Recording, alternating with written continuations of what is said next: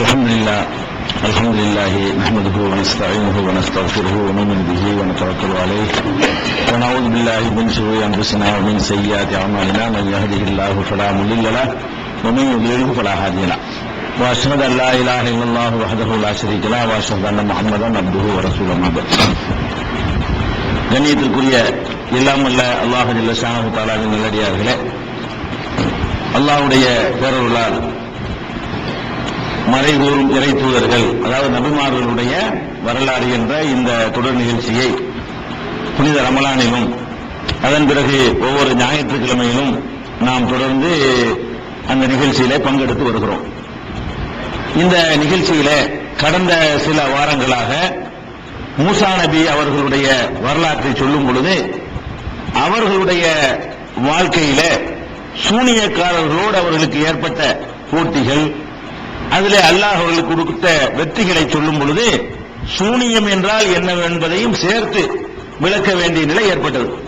அதனால் சென்ற வாரம் சூனியம் என்றால் என்ன, அது பற்றிய விளக்கங்கள் குர்ஆன் என்ன சொல்லுகிறது, நபிகள் நாயகம் ஸல்லல்லாஹு அலைஹி வஸல்லமுடைய ஹதீஸுகள் என்ன சொல்லுது என்பதை விளக்கி இருந்தோம்.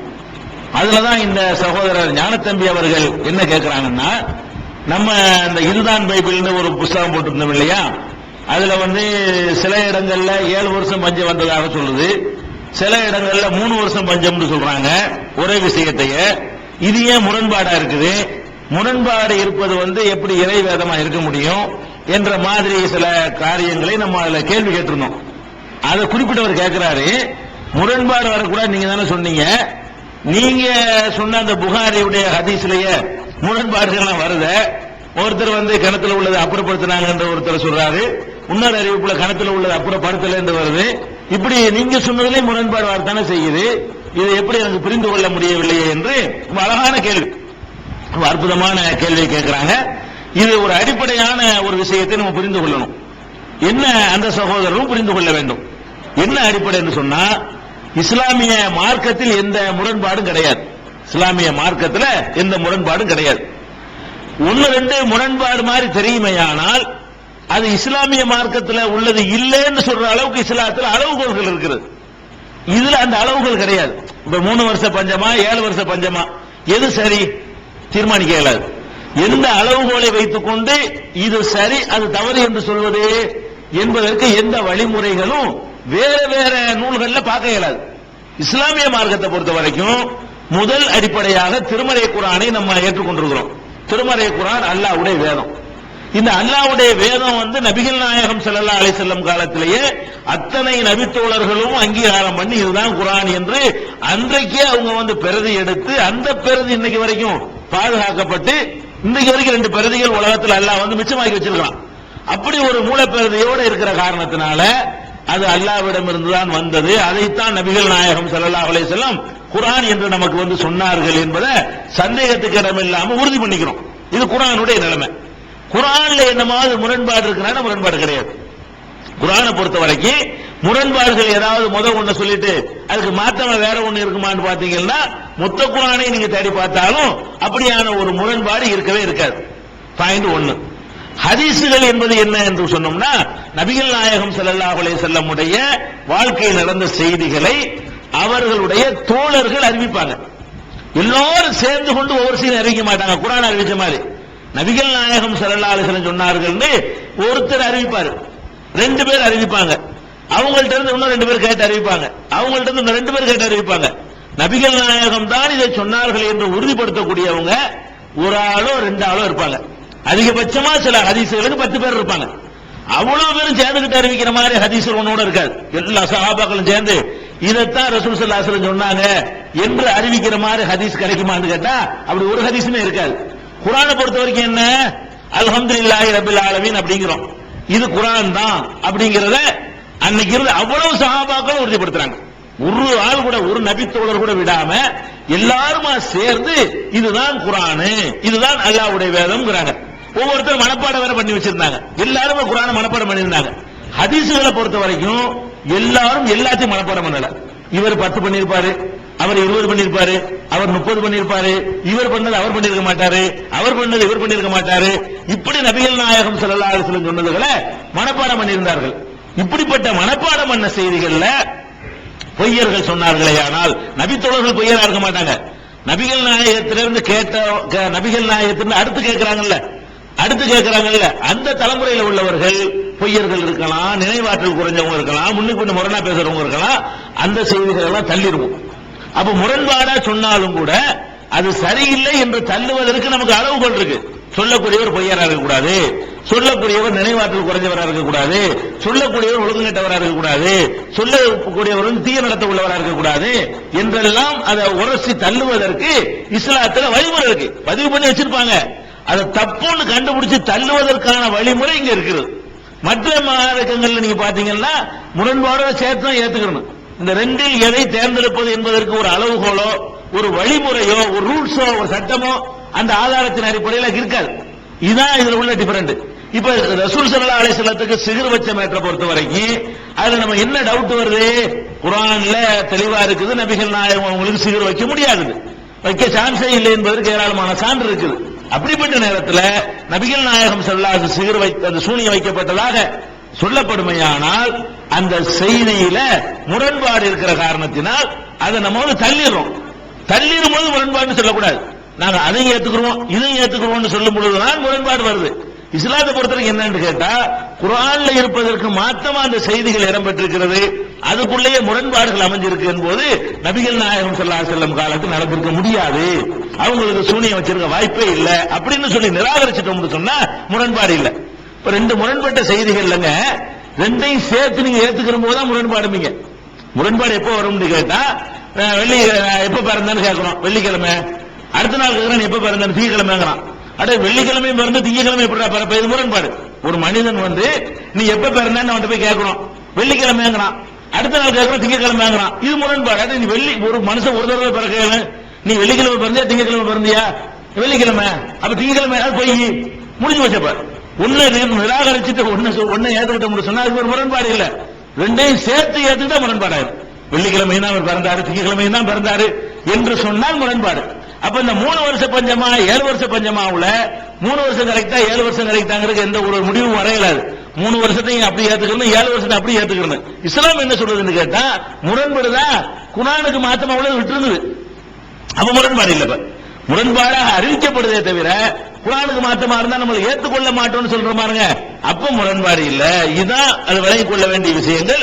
வேற வேற சமயங்கள்ல உள்ள இந்த முரண்பாடுகள் வந்து முரண்பாட்டையே நம்ப வேண்டி வரும். இஸ்லாத்துல என்ன சொல்லப்படுதுன்னா, முரண்பாடு வந்துச்சுன்னு சொன்னா மிக முக்கியமான ஆதாரங்களின் அடிப்படையில் முக்கியம் குறைந்த ஆதாரங்களை விட்டுருங்க. வெயிட் கூடுன ஆதாரங்கள் இருக்கும் பொழுது வெயிட் குறைஞ்ச ஆதாரங்கள் வறுமையானால் அந்த ஆதாரத்தினுடைய வலிமைக்கு தகுந்த மாதிரி முடிவெடுத்துக் கொண்டு இதை 2ஆம் பட்சமா தள்ளிடுங்கன்னு சொன்னால் முரண்பாடு இல்லை. அதனால இதான் அந்த சகோதரருடைய கேள்விக்குரிய பதில் வைக்கல. அடுத்த டாபிக் வருவோம். அடுத்து என்ன பிரச்சனை கேட்டா, இப்ப இந்த சிஹ்ர் சூனியம் என்பது நபிகள் நாயகம் ஸல்லல்லாஹு அலைஹி வஸல்லத்துக்கு செய்ய முடியல, செய்யப்படவில்லை, அது குர்ஆனுடைய முடிவுக்கு மாற்றம் என்று சொல்லிட்டோம். அது போக இன்றைக்கு சில ஆளுக்கு என்ன பண்றாங்க, மார்க்கத்தை அறிந்தவர்கள், உலமாக்கள், மார்க்க அறிஞர்கள் மக்கள்கிட்ட வந்து நோய் நொடி வைத்த வலி தலைவலின்னு அவங்கள்ட்ட போனோம்னு சொன்னா உடனே என்ன பயம் காட்டுறாங்க, உனக்கு சிகிர் வச்சிருக்குது. அவங்க என்ன பண்ணிடுறாங்கன்னு கேட்டா, ஒருத்தன் தலைவலின்னு ஒருத்தர் போனது போது தப்பு, நம்ம தப்பு. உனக்கு தலைவலின்னா அது மாத்திரை வாங்கி போகணும், வைத்த வலினா டாக்டர் தான் போகணுமே தவிர உன்னை மாதிரி ஒரு மனிதர்கிட்ட வந்து போறதுக்கு நியாயம் கிடையாது. அவர்கிட்ட போயிட்டு என்ன பண்றது, வைத்த வலிக்கிறது. டாக்டர் ஒரு மார்க் அறிஞர் மத குருமார்ட்ட போய் வைத்த வலிக்குதுங்கிறீங்க, அவர் என்ன பண்றாரு, அது வந்து உனக்கு அந்த வேப்ப மரத்தில் வச்சிருக்கு, புளிய மரத்தில் வச்சிருக்கு, அவன் வச்சுட்டான் இவன் வச்சுட்டான் அப்படின்னு சொல்லி யாராவது பக்கத்தில் உள்ளவன் சொந்தக்காரனை போட்டு கொடுத்து பணமும் பறிச்சுக்கிறாரு. ரெண்டாவது என்ன நடக்கும்னா, ஒரு சொந்தம் எல்லாத்தையும் பகையாக்கி விட்டுருவாரு. ஒரு பொதுவா இந்த பிரச்சனை எல்லாம் எப்படி வரும்னா, ஆம்பளை பொம்பளை மாதிரிலாம் வரும். பொம்பளைகிட்ட ஒழுங்கா ஒருத்தர் நடக்க மாட்டாட்டி அது எந்த விஷயங்கள் குடும்பத்தில் பிரச்சனை இருக்குன்னு விளங்கணும். ஒரு ஆண்கிட்ட ஒரு பெண்ணு மனைவி ஒழுங்கா நடக்காட்டாலும், மனைவி விட்ட கணவன் ஒழுங்கா நடக்காட்டாலும் உடனே முடிவு என்னன்னா சூனியம் வச்சுட்டாங்க, உடனே முடிவு என்ன செய்வினை வச்சுட்டாங்கிறது. அந்த நம்பிக்கை நம்மகிட்ட இருக்கிறதுனால அவர்கிட்ட போகாம அஜர்த்துட்ட அவர் என்ன செய்வாரு, ஆமா அவங்களுக்கு வச்சிருக்காங்க, எங்க வச்சிருக்காங்க, கணவன் போனான்னு சொன்னா உன் பொண்டாட்டி வீட்டுல வச்சுட்டாங்கிறது. ஏற்கனவே விரிசலா இருக்கு பாருங்க, அதை நல்லா விரிசலாக்கி விட்டுறது. மனைவி வீட்டுல போய் கேட்டாங்கன்னு வைங்களேன், உன் புருஷன் வீட்டுல வச்சுட்டாங்க, மாமியா தான் வச்சு பிடிச்ச உனக்கு அப்படின்னு சொல்லி போடுறது. ஏற்கனவே வெறுப்பா இருந்துட்டு அவங்க பிரிஞ்சு ஒரு நிலையில் இருக்கிறாங்க. இவங்கள்ட்ட போனவங்க என்ன பண்றாங்க, இருக்கிறத இன்னும் அதிகமாக்கி விட்டு இன்னும் விரிசல அதிகமாக்கி விடுற வேலையை செஞ்சிடறாங்க. இப்ப நம்ம ஃபர்ஸ்ட் என்ன பிரச்சனைன்னு கேட்டா, இந்த மாதிரி தொழில் செய்யக்கூடியவர்கள், மந்திரம்னு சொல்லி ஏமாற்றக்கூடியவர்கள் அப்படி ஒண்ணு இல்லைன்னு மார்க்கம் தெளிவாயிடுச்சு. நம்ம அவங்கள்ட்ட கேட்கிறோம், அவங்க இஸ்லாத்தின் பெயரால் இந்த வேலையை செய்யறாங்க பாருங்க. இது யார் செய்யறா? படிக்க தெரியாதவனா, மார்க்கம்னா என்னன்னு தெரியாதவனா, யார் செய்யறா இந்த வேலையெல்லாம்? உலமா என்று சொல்லக்கூடியவர்கள் செய்கிறார்கள். இந்த வேலைகளை, இந்த சூனியத்தை எடுக்கிறோம், அந்த சூனியத்தை வைக்கிறோம் என்று சொல்லக்கூடியவர்கள் யாருன்னு கேட்டீங்கன்னா, 7 வருஷம் மார்க்கத்தை படி, எல்லாரும் இல்ல, சில பேர் 7 வருஷம் நாங்க மார்க்கத்தை படிச்சிருக்கோம் சொல்லக்கூடிய அறிஞர்கள்ல ஒரு குறிப்பிட்ட சில விரல் விட்டு எண்ணக்கூடிய 1-2 பேர் என்ன பண்றாங்க, மார்க்கத்தின் பெயரால் தான் இதுகளை எல்லாம் செய்யறாங்க. இப்ப நம்ம என்ன கேட்கிறோம் கேட்டா, நபிகள் நாயகம் ஸல்லல்லாஹு அலைஹி வஸல்லம் அவர்களுக்கு சூனியம் வைக்கப்பட்டதாக அந்த ஹதீஸ்கள் இருக்குல்ல, அதை உண்மைன்னு வச்சுக்கிட்டு பேசுவோம், உண்மைன்னு வச்சுக்கிறோம். நபிகள் நாயகம் ஸல்லல்லாஹு அலைஹி வஸல்லம் சூனியம் வைக்கப்பட்டது நபிகள் நாயகத்துக்கு தெரிஞ்சிச்சா? தெரியல. அந்த ஹதீஸ் படியே அந்த செய்தியை நம்ம குர்ஆனுக்கு மாத்தங்கற விட்டுட்டோம். அதைத்தானே இவர்கள் ஆதாரமா காட்டுறாங்க. அந்த ஹதீஸ்களை தான் ஆதாரமா காட்டி நபிகள் நாயகத்துக்கு பண்ணிருக்காங்க, மத்தாளுக்கு பண்ண இயலாதா அப்படின்னு சொல்லிதான் மக்களை அந்த தொழிலுக்கு யூஸ் பண்ணிக்கிறாங்க. அவங்கள்ட்ட நம்ம கேட்கிறோம், நபிகள் நாயகம் ஸல்லல்லாஹு அலைஹி வஸல்லம் சூனியம் வைக்கப்பட்டுச்சு என்று சொல்லக்கூடிய அந்த ஹதீஸ்ல அது ஏற்றுக்கொள்ளத்தக்க ஹதீஸ் இல்ல, அது சரின்னு வைத்துக்கொண்டு அது ஆதாரமா எடுத்துக்கொண்டோமே. ஆனால் அவர்களுக்கு என்ன விளங்கல, அவங்களுக்கு ஏன் நமக்கு இப்படி இருக்குன்னு விளங்கல. அல்லாஹ்விடம் துஆ செய்தார்கள், மேலும் துஆ செய்தார்கள், சும்மதா மேலும் துஆ செய்தார்கள். ஜிப்ரீல் சொல்ல பிறகுதான் நமக்கு சூனியம் அவங்களுக்கு தெரியுது. அந்த சம்பவத்தின்படியே எந்த சம்பவத்தை இவர்கள் ஆதாரமா காட்டுறாங்களோ அந்த சம்பவத்திலேயே நபிகள் நாயகம் ஸல்லல்லாஹு அலைஹி வஸல்லம் அவர்களுக்கு சூனியம் வைக்கப்பட்ட செய்தி தெரிந்து கொள்ள முடியவில்லை. யார் சொல்லித்தான் தெரியுது? ஜிப்ரீல் அலைஹிஸ்ஸலாம் அல்ல 2 வானவர்கள் தங்களுக்குள்ள பேசிக்கிறத வைத்துத்தான் நபி ஸல்லல்லாஹு அலைஹி வஸல்லமே அந்த செய்தியை தெரிந்து கொண்டார்கள் என்பதுதான் இவங்க சூனியத்துக்கு ஆதாரமா வைக்கிறாங்களே அந்த ஹதீஸ்ல இருந்து விளங்கக்கூடிய செய்தி. இப்ப நம்ம என்ன கேட்கணும்னா, இப்ப சூனியம் வச்சு உனக்கு எப்படி தெரியும்? ரசூல் ஸல்லல்லாஹு அலைஹி வஸல்லத்துக்கு எந்த ஹதீஸ் நீ ஆதாரமா காட்டி அதுல நின்று பேசணும். ரசூல் ஸல்லல்லாஹு அலைஹி வஸல்லத்துக்கு சூனியம் வைக்கப்பட்டதை ரசூல் ஸல்லல்லாஹு அலைஹி வஸல்லம் கண்டுபிடிக்க இல்ல, அல்லாஹ்விடமிருந்து வஹி வந்துதான் கண்டுபிடிக்கிறாங்க அந்த சம்பவத்தின் பிரகாரம். அப்ப நீ இப்படி ஒரு மனிதன் வைத்தவளின்னு உன்கிட்ட வந்தா அவனுக்கு வச்சது சூனியம் தான் உனக்கு எப்படி தெரியும்? ஃபர்ஸ்ட் எப்படி உனக்கு தெரியும்? வஹி வந்துச்சா? உன் தலைமாட்டில் உட்கார்ந்து ஜிப்ரீல் மீகாயில் பேசிக்கிட்டாங்களா, 2 மாணவர் பேசிக்கிட்டாங்களா, அதை கேட்டுப்பட்டு கண்டுபிடிச்சியா? அப்ப இந்த மார்க்க அறிஞருக்கு எப்படி தெரிஞ்சிச்சு? சூனியம் வைக்கப்பட்டதை அவர் கண்டுபிடிக்கிறாரு. அதை மட்டும் கண்டுபிடிக்கல, யார் வச்சாருன்னு சேர்த்து கண்டுபிடிக்கிறார். யாரு? இந்த மார்க்க அறிஞர் யார் வச்சிருக்கா தெரியுமா? இன்னாரு தான் அப்படிங்கிறாரு. அதோட நிப்பாட்ட மாட்டேங்கிறாரு, இந்த இடத்துல தான் வச்சிருக்கு. இவர் ஏற்கனவே ஒரு இடத்துல போச்சு வச்சுட்டு வந்துருவாரு, எடுக்க போறேன்னு போய் அதை திருப்பி எடுப்பாரு. இந்த இடத்துல தான் வச்சிருக்கு, இந்த பொருள்ல தான் வச்சிருக்கு என்று சொல்லி இந்த சூனியத்தை எடுக்கிறோம்னு பிசினஸ் பண்றானே இந்த ஆட்கள் எல்லாம் இவ்வளவு டீடைல்ஸையும் மக்களுக்கு சொல்றது நீங்க பாக்குறீங்க. எதுக்கு எதை ஆதாரமா காட்டுறாங்க? அந்த நபி ஸல்லல்லாஹு அலைஹி வஸல்லத்துக்கு சிஹ்ர் சூனியம் வைக்கப்பட்டுச்சுன்னு வர்ற ஹதீஸ் இருக்க, அதைத்தான் ஆதாரமா காட்டுறாங்க. அதை ஆதாரமாக காட்டி பேசுறதா இருந்தா இதை எப்படி அவர்கள் கண்டுபிடித்தார்கள்? அப்ப அல்லாஹ்விடமிருந்து வஹி வந்தாலும் கண்டுபிடிக்க முடியும். அந்த சம்பவத்தின் அடிப்படையில் நீங்க நம்புறதா இருந்தா கூட அது நபிகள் நாயகம் ஸல்லல்லாஹு அலைஹி வஸல்லம் அவர்களுக்கு மாத்திரம்தான் இறைவனால் அறிவித்து கொடுக்கப்பட்டு கண்டுபிடிக்க முடியுமே தவிர வேற ஒருத்தருக்கு அதை கண்டுபிடிக்க வழி இல்லை. உனக்கு எப்படி தெரிஞ்சிச்சு அதை சொல்லு, அதுக்குரிய அந்த சான்றுகளை காட்டு. ஒருவருக்கு சிகிர் வைக்கப்பட்டது என்பதை தெரிந்து கொள்வது எப்படி என்பதற்கு உன்ட்டு இருக்கிற ஆதாரம் என்ன? எந்த குர்ஆன் வசனத்துல இந்த மாதிரி இருந்தா சிகிர் என்று கண்டுபிடிக்கலாம்னு சொல்லப்பட்டிருக்கு? எந்த ஹதீஸ்ல இப்படி இப்படி இருந்தா சிகிர் சூனியம் வில்லி ஏவல் என்று கண்டுபிடிக்கிறதுக்கு வழி என்ன? இது அவர்களுக்கு சொல்ல இயலாது. அப்ப ஃபர்ஸ்ட் என்ன, இந்த ஹதீஸை வைத்துக்கொண்டு ஹதீஸ் சொல்லாத விஷயத்தை அவங்க நடத்திட்டு இருக்கிறாங்க. அந்த ஹதீஸை உண்மை நம்புறவர்களா இருந்தார்களே ஆனால் சூனியம் வச்சிருவாங்கன்னு நம்பணும். அதான் அந்த ஹதீஸ்ல உள்ளது. ஆனா அதை கண்டுபிடிக்க இயலாது நம்பணும். அதை கண்டுபிடிக்க இயலாது, யாருன்னு கண்டுபிடிக்க இயலாது, எங்கன்னு கண்டுபிடிக்க இயலாது, எப்போ வச்சாலும் கண்டுபிடிக்க இயலாது. அது அல்லாஹ் மலக்கு அனுப்பி சொல்லி தந்தாதான் கண்டுபிடிக்க இயலும். அவ்வளவுதானப்ப அந்த ஹதீஸ்ல இருக்குது. நீ எப்படி உன் பிசினஸுக்கு இந்த ஹதீஸை கொண்டாந்து நினைக்கிற அப்படின்னு ஒரு கேள்வி கேட்டீங்கன்னா இது ஒரு ஃப்ராடு, இது ஏமாத்து வேலை, பித்தலாட்டம் அப்படிங்கிறத விளங்கிக்கலாம். அதே மாதிரி இந்த அந்த அந்த சிகரை சொல்லக்கூடிய அந்த செய்தியிலேயே சிகர் செய்யப்பட்ட அந்த பொருள் கிணத்துல புதைச்சு வச்சாங்க இல்லையா, அதை நபி ஸல்லல்லாஹு அலைஹி வஸல்லம் எடுக்கவில்லை, இந்த வெளியேற்றல இருந்து வருது. அது அங்கே இருந்துகிட்டு இருக்கும் பொழுது, அப்படி இருக்கும்போது அல்லாஹ் அதை குணமாக்கி இருக்கிறான். மந்திரத்தில் இந்த பொருள்னால இல்லைங்கிறத காட்டுற மாதிரி தான் சம்பவம் இருக்கு. அப்ப அதை வச்சு பார்க்கக்கூடிய நேரத்திலையும் இவங்க என்ன பண்ணுவாங்க, அந்த பொருளை தோண்டி எடுத்தா தான் உனக்கு அந்த சிகர் போகும், அதை நாங்க தேடி பிடிச்சி எடுத்துருவோம், எங்களுக்கு இவ்வளவு ரூபா கொடு, இதுவும் ஃப்ராடுன்னு விளங்குது. சரி, இந்த சிகிரி என்று ஒண்ணு செஞ்சு இந்த மாதிரி எனக்கு உள்ள தீராத ஒரு வைத்த வழியை அதுக்குரிய காரணத்தெல்லாம் கண்டுபிடிச்சு ஒருவருக்கு நீக்க முடியும்னு சொன்னா அவ்வளவு சக்தி பெற்ற இந்த மந்திரவாதிகள் என்னத்தையாவது இது மாதிரி ஒரு மந்திரம் வேலை பண்ணி பணக்காரனை ஆவல, பெரிய கோடீஸ்வரனா இருக்கலாம்ல, பெரிய பெரிய தலைவர்களா இருக்கலாமுங்க. அவங்க ஏரியா ஒவ்வொரு மனுஷன் அந்த ஏரியாவில் ஒரு முன்னிலை வர விரும்பத்தானே செய்வான். அந்த மாதிரி இந்த சிகிர் பண்ற ஆட்கள்லாம் நீங்க எடுத்து பாருங்க, சூனியம் பண்றேன் அதை எடுக்கிறேன்னு நிக்கிறாங்களா மார்க்க அறிஞர்கள், இவங்க எல்லாம் நம்மள்ட்ட கையேந்த நிலையில ஆக்கி வச்சிருக்கணும். யாருமே நல்லா இருக்க மாட்டாங்க. யாரு உங்களுக்கு எல்லாம் சூனியத்தெல்லாம் எடுத்துட்டு வரான், சூனியத்தெல்லாம் எடுக்கிறேன்னு சொல்லவருடைய வாழ்க்கை தரம் என்னன்னு பாத்தீங்கன்னு சொன்னா அவருக்கு சாப்பாட்டுக்கு வழி இருக்காது.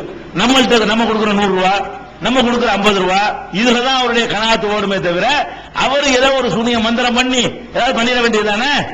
அப்படி எல்லாம் பண்ணிட இயலாது. அந்த அவர் ஒரு கடை வைக்க வேண்டியது ஒரு ஏரியாவில், அந்த ஏரியாவில் எத்தனை கடை இருக்கு அத்தனை கடைக்காரன் சிகர் வச்சு விட்டுற வேண்டியது, அவன் மூடிட்டு போயிடுவான். இவருக்கு மட்டும் வியாபாரம் பிச்சுட்டு ஓடும்ல. அப்படி செய்யணும். ஒரு சூனியக்காரரை கேட்கணுங்களேன். ஒரு சூனியம் பண்ணக்கூடியவர் ஒன்னும் செய்ய வேண்டியதில்லை.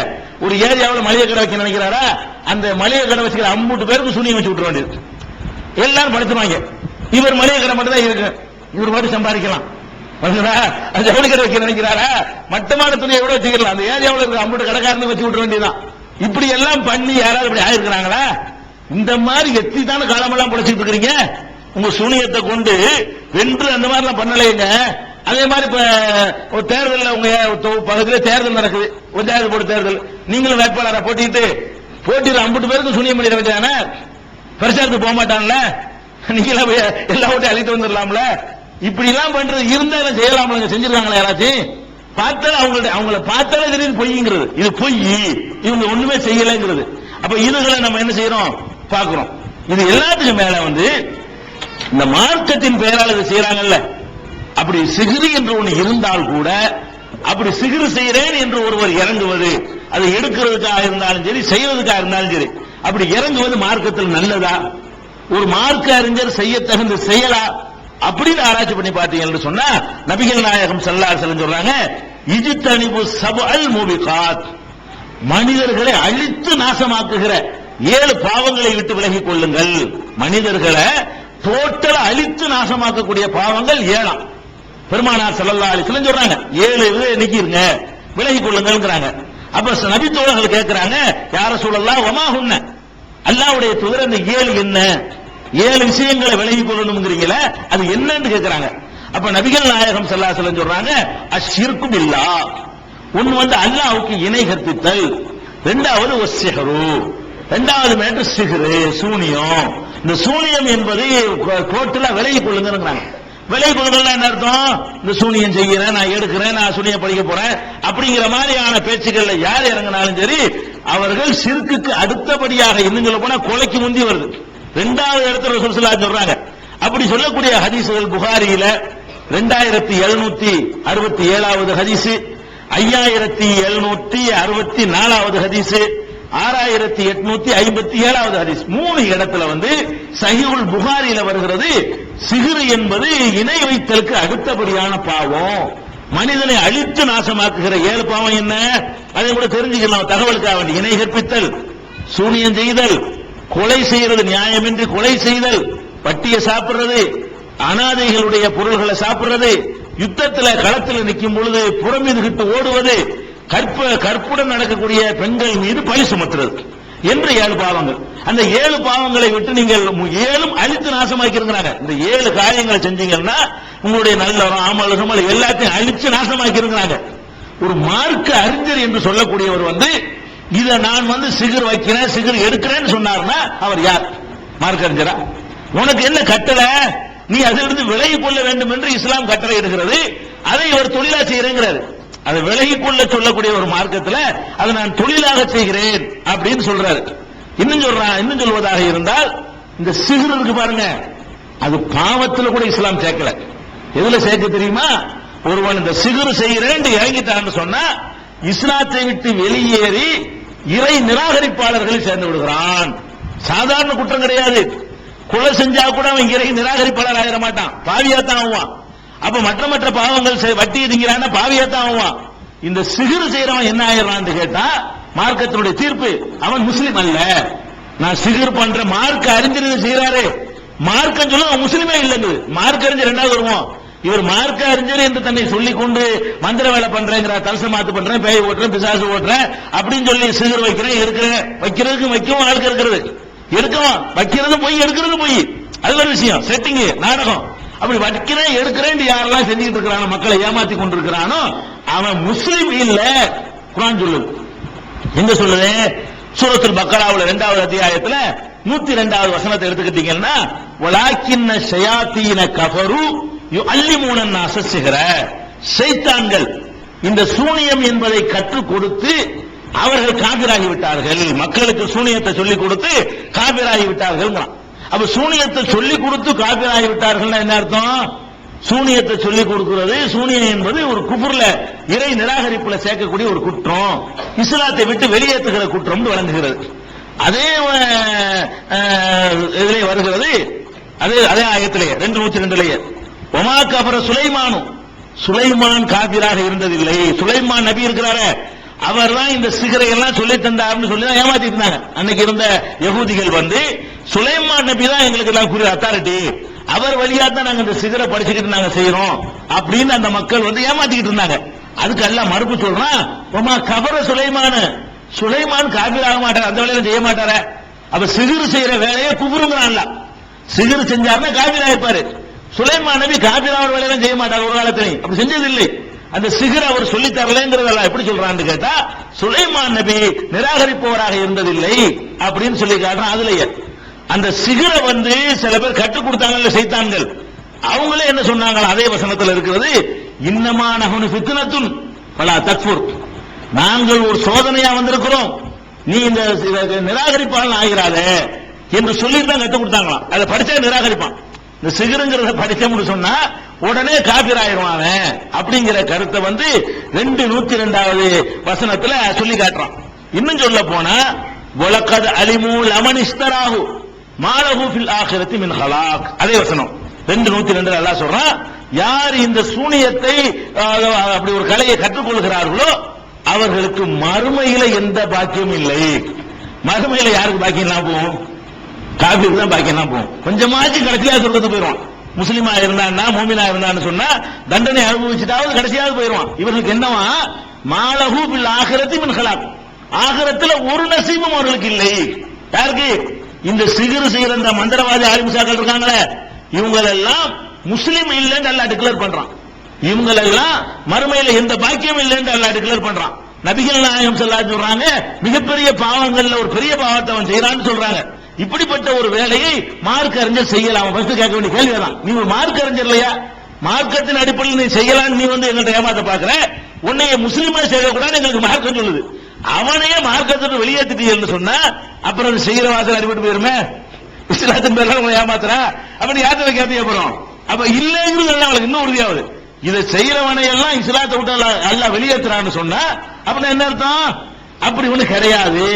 இந்த மாதிரி செய்யறதுக்கு யாராவது வந்தாருன்னா நீ இஸ்லாத்தை விட்டு வெளியே போயிட்டேன்னு இஸ்லாம் ஜட்ஜ்மெண்ட் பண்ணிடுது. இஸ்லாத்தை விட்டு அவர் வெளியே போயிட்டாருன்னு சொன்னா அப்புறம் எப்படி யார்கிட்ட போய் நீங்க செய்யற பாப்பீங்க? இதெல்லாம் பொய்ங்கிறது வந்து உளவு தெளிவான முறையில விளங்குகிறது. இதுதான் சிகரை பற்றி தெரிந்து கொள்ள வேண்டிய விஷயம். இது எல்லாத்துக்கும் மேல ஒண்ணு சொல்றோம், இப்படிலாம் ஒண்ணு இருந்தா முதல்ல எனக்கு தானங்க செய்வாங்க, நான் தானங்க சுத்திக்கிட்டு இருக்கிறேன், நான் தான் ஊரா போய் இந்த சிகர் தொழில்களா இடைஞ்சல் பண்ணனா இல்லையா? 20 வருஷமா எவ்வளவு இடைஞ்சல் பண்ணிட்டு இருக்கிறேன், பிசினஸ் எல்லாம் ரொம்ப அடிபட்டு போயிருக்குது. அப்ப எனக்கு செஞ்சு காட்டுங்க, சவால் வர்றேன்ல, என்ன வேணும் உங்களுக்கு? சட்டை வேணுமா, வேர்வை வேணுமா, அல்ல தலைமுடி வேணுமா, என்ன வேணும் தர்றேன், நானே வழியை தர்றேன். அவர் யாராவது இருந்தா கேட்டுவாங்க, நானே தந்துடுறேன், கள்ளத்தனமா கூட இருக்க வேண்டியது இல்ல, எனக்கு செய்ய சொல்லுங்க பாப்போம். அப்படிலாம் நடக்க அப்படி ஒரு சக்தி எல்லாம் மனுஷனுக்கு கொடுக்கல. ஒண்ணு அறுவாலை விட்டு வெட்ட முடியும், கொத்த முடியும், விஷத்தை கொடுத்து சாவடிக்க முடியுமே தவிர மந்திரத்துல ஏதாவது செய்யணும்னா அப்படியே சவாலை விடலாம். யாரும் சவாலை விடலாம்? நான் மந்திரத்தில் அப்படி பண்ணி இப்படி பண்ணிடுவேன்னு சொன்னான்னு சொன்னா முடியாத, செஞ்சுக்கலான்னு சொல்லி சவால் விடலாம். அறுவாலை வெட்டுவன் கொத்த வேணா நான் அதுக்கு தகுந்த மாதிரி செக்யூரிட்டியா இருந்துக்குவேன், அதான் செய்ய முடியுமே தவிர ஒரு சாதனமும் இல்லாம என்னத்தையாவது சொல்லி ஏதாவது பண்ணி செஞ்சிடலாம் நினைச்சீங்கன்னு சொன்னா அது மார்க்கத்தில் இல்லை. நாங்க அறைகூவலை விடுகிறோம். இந்த மாதிரி பில்லி சூனியம் ஏவல்னு சொல்லக்கூடியவர்கள் யாராவது இருந்தா அவர்களுக்கு ஒரு அறைகூவலாகவே நம்ம விடுறோம். முதல்ல எங்களுக்கு செஞ்சு காட்டு, நாங்க எல்லா வகையிலும் ஒத்துழைக்கிறோம், உனக்கு என்னென்ன வேணுமோ செய்யறோம். அதெல்லாம் நடக்கவே நடக்காது. 100% நம்பணும். சில விஷயங்கள், சில நோய்கள் நமக்கு வரும், காரணங்களை டாக்டர்கள் கண்டுபிடிக்க முடியாம போகும், அதெல்லாம் உண்மை. மனோதத்துவ ரீதியா சில பிரச்சனைகள் உள்ள இருந்துச்சுன்னு சொன்னா எந்த டெஸ்ட்டுக்கு நிக்காது. ஆனா நம்ம மனசுல பாதிக்கப்பட்டிருந்தோம்னு சொன்னா நோய் இருக்கிற மாதிரி தெரியும். அதுக்கு பார்க்க வேண்டியது மனோதத்துவ நிபுணர்களை, அது மாதிரியான நிபுணர்களை பார்த்தீங்கன்னா அந்த ட்ரீட்மெண்ட் சரியாயிரும். நான் எக்ஸ்ரே பார்த்த உடனே காணா, டெஸ்ட் பார்த்தேன், பிளட்டை பார்த்த உடனே காணா, ஆனாலும் வயிற்று வலிக்குது அப்படின்னு என்ன அர்த்தம்? அப்ப நீங்க மருத்துவத்துல கண்டுபிடிக்க இல்லைன்னு சொன்னா வேற விதமான மருத்துவத்தில் எத்தனை வெரைட்டிஸ் இருக்கு, அந்த வெவ்வேறு வெரைட்டிகள்ல போய் பாத்தீங்கன்னு சொன்னா அதை கண்டுபிடிச்சிக்கலாம். அதுக்காக வேண்டி இந்த மாதிரி ஏமாத்து பேர்கள்ட்ட போய்கிட்டு காசையும் பறி கொடுத்து ஈமானையும் பறி கொடுத்து சொந்த பந்தங்களுக்குள்ள பகையை உண்டாக்கி இப்படி போய் ஓடக்கூடிய ஒரு மார்க்கத்தால நமக்கு தரல. நமக்கு அறிவுபூர்வமாக மனிதனுக்கு எந்த கேடும் தராத பின்பற்றுவதற்கு எளிதான ஒரு மார்க்கத்தை எல்லாம் தந்திருக்காங்கிறத கவனத்தில் வைத்துக் கொள்ளணும். சிகர் மேட்டை ஏதோ முடித்துக் கொண்டு மூசா நபி வரலாறு நம்ம திரும்பிடுவோம். சிகர் போதும், எல்லா வாரம் முழுமையான அளவுக்கு சொல்லியாச்சு. அடுத்தபடியாக மூசா அலைஹிஸ்ஸலாத்து வஸ்ஸலாம் அவர்கள் அந்த மக்களிடத்தில் சூனியக்காரர்கள்ட்ட போட்டி வைக்கப்படுகிறது. போட்டியில் அவர்கள் ஜெயித்து விடுகிறார்கள். இதுவரைக்கும் நம்ம பார்த்துட்டோம். போட்டி வைக்கப்படுது, ஜெயிச்சிடுறாங்க. அந்த சூனியக்காரர்கள் வந்தாங்க பாருங்க, அவங்களே நம்ம போலி நம்ம வித்த காட்டுறோம், அவர் நெசத்து செய்துட்டு இருக்கிறாரு என்று விளங்கி இஸ்லாத்தை ஏற்றுக்கொள்றாங்க. மூசா நபியை ஏற்றுக்கொள்கிறார்கள் என்றது வரைக்கும் நம்ம வரலாறு பார்த்திருக்கிறோம். அடுத்தது மூசா நபி வரலாறில் தெரிந்து கொள்ள வேண்டிய ஒரு விஷயம் ஃபிரௌனுடைய மனைவியை பற்றி ஒரு செய்தி. ஏன்னா மூசா நபியுடைய காலத்தில் நடக்கிற சம்பவமா இருக்கிறதுனால ஃபிரௌன் மூசா நபியுடைய வில்லன் எதிரி யாருன்னு கேட்டா ஃபிரௌன். இந்த ஃபிரௌன் என்பவன் அவ்வளவு பெரிய கொடுமைகள்லாம் பண்ணிட்டு இருக்கிறான். ஆனா அல்லாஹ் என்ன பண்றான்னு கேட்டா அவன் குடும்பத்திலேயே அந்த ஏகத்துவத்துக்கு ஆளை உண்டாக்குறான். அவனுடைய மனைவியவே ஃபிரௌனுக்கு எதிராக அல்லாஹ் திருப்புறான். எப்படி திருப்புறான்னு கேட்டா இவன் வேற வேற கொள்கையை செஞ்சா கூட திருப்பி இருக்க இயலாது. இவனுடைய வாதம் என்னன்னு கேட்டா நான் தான் கடவுள்ங்கிறான். ஃபிரௌனுடைய வாதம் என்ன, அது இது கடவுள் அது கடவுள்னா கூட இவனை கண்டுபிடிச்சிருக்க இயலாது. இவனுடைய வாதம் என்னவா இருந்துச்சுன்னு சொன்னா நான் கடவுள்னு வாதம் பண்ண, ஆனா ரப்புக்கும் இல்ல ஆளானா நான் தான் உங்களுக்கு பெரிய கடவுள்னு சொன்னான். மா அலிம்துலக்கும் மின் இலாஹின் கைரி, என்னை தவிர வேற கடவுள் உங்களுக்கு இருப்பதாக எனக்கு தெரியலன்னா இப்படி மக்கள்கிட்ட சொல்லிட்டு இருந்ததுனால இது பொண்டாட்டி தான் கரெக்டா தெரியும். ஒருவன் கடவுள் வாதம் பண்றான்னு வைங்க, உலகத்துக்கெல்லாம் கடவுள் வாதம் பண்ணி ஏமாத்திட்டு போயிடலாம். வீட்டுக்குள்ள ஏமாத்த 24 மணி நேரம் நடிக்குதல் என்பது ஒரு 5 நிமிஷம் 10 நிமிஷம் உலகத்துல 1 மணி நேரம் மேடையில் நடிச்சிட்டு போயிடலாம். இது ரொம்ப ஈஸியான விஷயம். 24 மணி நேரமும் 365 நாள் நடிக்கலுமா? வீட்டுக்குள்ள இருந்தா அவனுடைய யதார்த்தமான நிலை தெரிஞ்சிடும். அவனுக்கு வயிற்று வலி வர்றது நம்ம பார்த்திருப்பாங்க. அவனுக்கு மலச்சிக்கல் 3 நாளைக்கு அகுசுபமா இருக்கிறது அவன் மட்டும் அவஸ்தையை பார்த்திருப்பாங்க. ஒண்ணுக்கு போகல நம்ம அவஸ்தையை பார்த்திருப்பாங்க. அவன் பசியில துடிக்கிறத பார்த்திருப்பாங்க. சில உணவுகளை சாப்பிட முடியாம இருக்கிறத பார்த்திருப்பாங்க. இவன் போய் கடவுளுங்கிறான். இவன் நம்ம அப்படி விளங்கிருக்காங்க இல்லையா? அந்த அம்மாவுக்கு விளங்கி போச்சு இவன் கடவுளுங்கிறான் போய் அப்படின்னு சொல்லி மூசா அலைஹிஸ்ஸலாமுடைய அந்த கொள்கையை அவங்க ஏற்றுக்கொள்றாங்க. அது போக எடுத்து வளர்த்தாங்க இல்லையா? மூசா நபியை எடுத்து வளர்த்தது யாரு? இந்த ஃபிரௌனும் அவருடைய மனைவியும் தான் எடுத்து வளர்க்கிறாங்க. எடுத்து வளர்த்ததுனாலையும் அந்த வளர்ப்பு பிள்ளைங்கிற ஒரு பாசம் ஒன்று இருக்கும். அதனால அவர் சொல்லக்கூடிய கருத்துக்களை காது கொடுத்து கேட்க வேண்டிய நிலைமை. ஒரு பக்கம் பிரச்சாரம், ஒரு பக்கம் கணவனுடைய பலவீனம், அவனுடைய முரட்டுத்தனம், அவனுடைய கடவுளுங்கிற ஒரு வாதம், இதுகளை எல்லாம் சேர்த்து வச்சு பார்த்து அந்த அம்மா அந்த கொள்கையை ஏத்துக்கிட்டாங்க. ஏத்துக்கிட்டதை பொறுத்த வரைக்கும் அல்லாஹ் திருக்குர்ஆன்ல ரொம்ப சிலாகித்து சொல்றான். எந்த அளவுக்கு சிலாகித்து சொல்றான்னு கேட்டா முஸ்லீம் என்பதற்கு எடுத்துக்காட்டு அந்த அம்மா தாங்கிறாங்க. நீங்கள் முஸ்லிம்கள் மூமின்கள் இறைவனை ஏற்றுக்கொண்ட சமுதாயம் என்று நீங்கள் இருந்தீர்களே, ஆனால் உங்களுக்கு எடுத்துக்காட்டு எங்க இருக்குன்னு கேட்டா இந்த அம்மாவிடத்துல தான் எடுத்துக்காட்டு இருக்கிறது அல்லாஹ் சொல்றான். 66வது அத்தியாயத்துல 11, 12 ஆகிய 2 வசனங்கள் எடுத்து பாத்தீங்கன்னா அல்லாஹ் சொல்றான், வல் அரபல்லாஹு மஸலன் லில்லதீன ஆமனு, நம்பிக்கை கொண்ட மக்களுக்கு அல்லாஹ் முன் மாதிரியாக எடுத்து காட்டுகிறான். இம்ரஅத ஃபிரௌன், ஃபிரௌனுடைய மனைவியை முன்மாதிரியாக அல்லாஹ் உங்களுக்கு எடுத்து காட்டுகிறான். அந்த அம்மா தான் நீங்கள் இறை விசுவாசிகளா இருப்பீர்களே, ஆனால் அந்த அம்மா தான் உங்களுக்கு மாடல், முன்மாதிரி. அது என்ன அப்படி என்ன மாடல்? அந்த அம்மாட்ட அப்படி மாடலுக்கு என்ன இருக்குது? நாமெல்லாம் கூட உம்மத்தை முகமது ஸல்லல்லாஹு அலைஹி வஸல்லமுடைய உம்மத்தா சமுதாயமா இருக்கக்கூடிய நாம கூட அவங்கள முன்மாதிரியா கொண்ட அளவுக்கு இப்படி என்ன அம்சம் அவங்கள்ட்ட இருந்துச்சு அப்படின்னு கேட்டா அதையும் அல்லாஹ் சொல்றான். இது காலத் ரப்பி இப்னிலி இந்தக பைத்தன் ஃபில் ஜன்னா.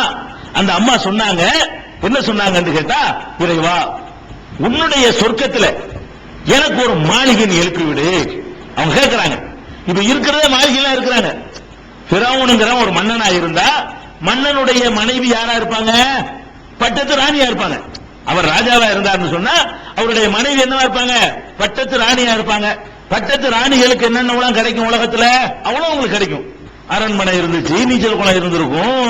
அதுவும் அந்த எகிப்துடைய நாகரிகம் பழமையான நாகரிகம், அதுல எல்லா வசதிகளும் அந்த அட்வான்ஸா உலகத்துக்கு அவன் தான் முன்னிருப்பான்.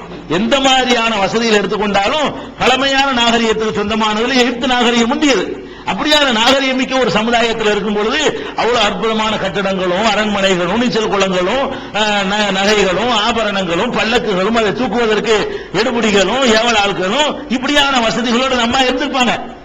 அவங்க அந்த பிறவுன கடவுள்னு ஏத்துக்கிட்டாலும் சரி, அல்லது ஏத்துக்கிறாம கொஞ்சம் நடிச்சிருந்தா கூட சரி, அந்த வசதிகளை அனுபவிச்சுட்டே இருந்திருக்கலாம். நடிச்சு கூட இருந்திருக்கலாம்ல. இந்த அம்மா என்ன பண்ணிட்டாங்க தெரியுமா? போடாட்டாங்க, நான் ஏத்துக்க முடியாது, நீ கடவுள் கிடையாது, இந்த அகில உலகத்தையும் படைத்த ஒரு கடவுள் இருக்கானே தவிர மனுஷனை கடவுளாக்குறவளே புருஷனா இருந்தாலும் சரி மனுஷனை கடவுளாக்க மாட்டேன் அப்படின்னு சொல்லி இந்த அம்மா உறுதியா இருந்ததுனால என்ன நடந்துச்சு? இருக்கிற அரண்மனையில தூக்கி எறியப்படுறாங்க. இருக்கிற அரண்மனையை இழக்க வேண்டி வருது.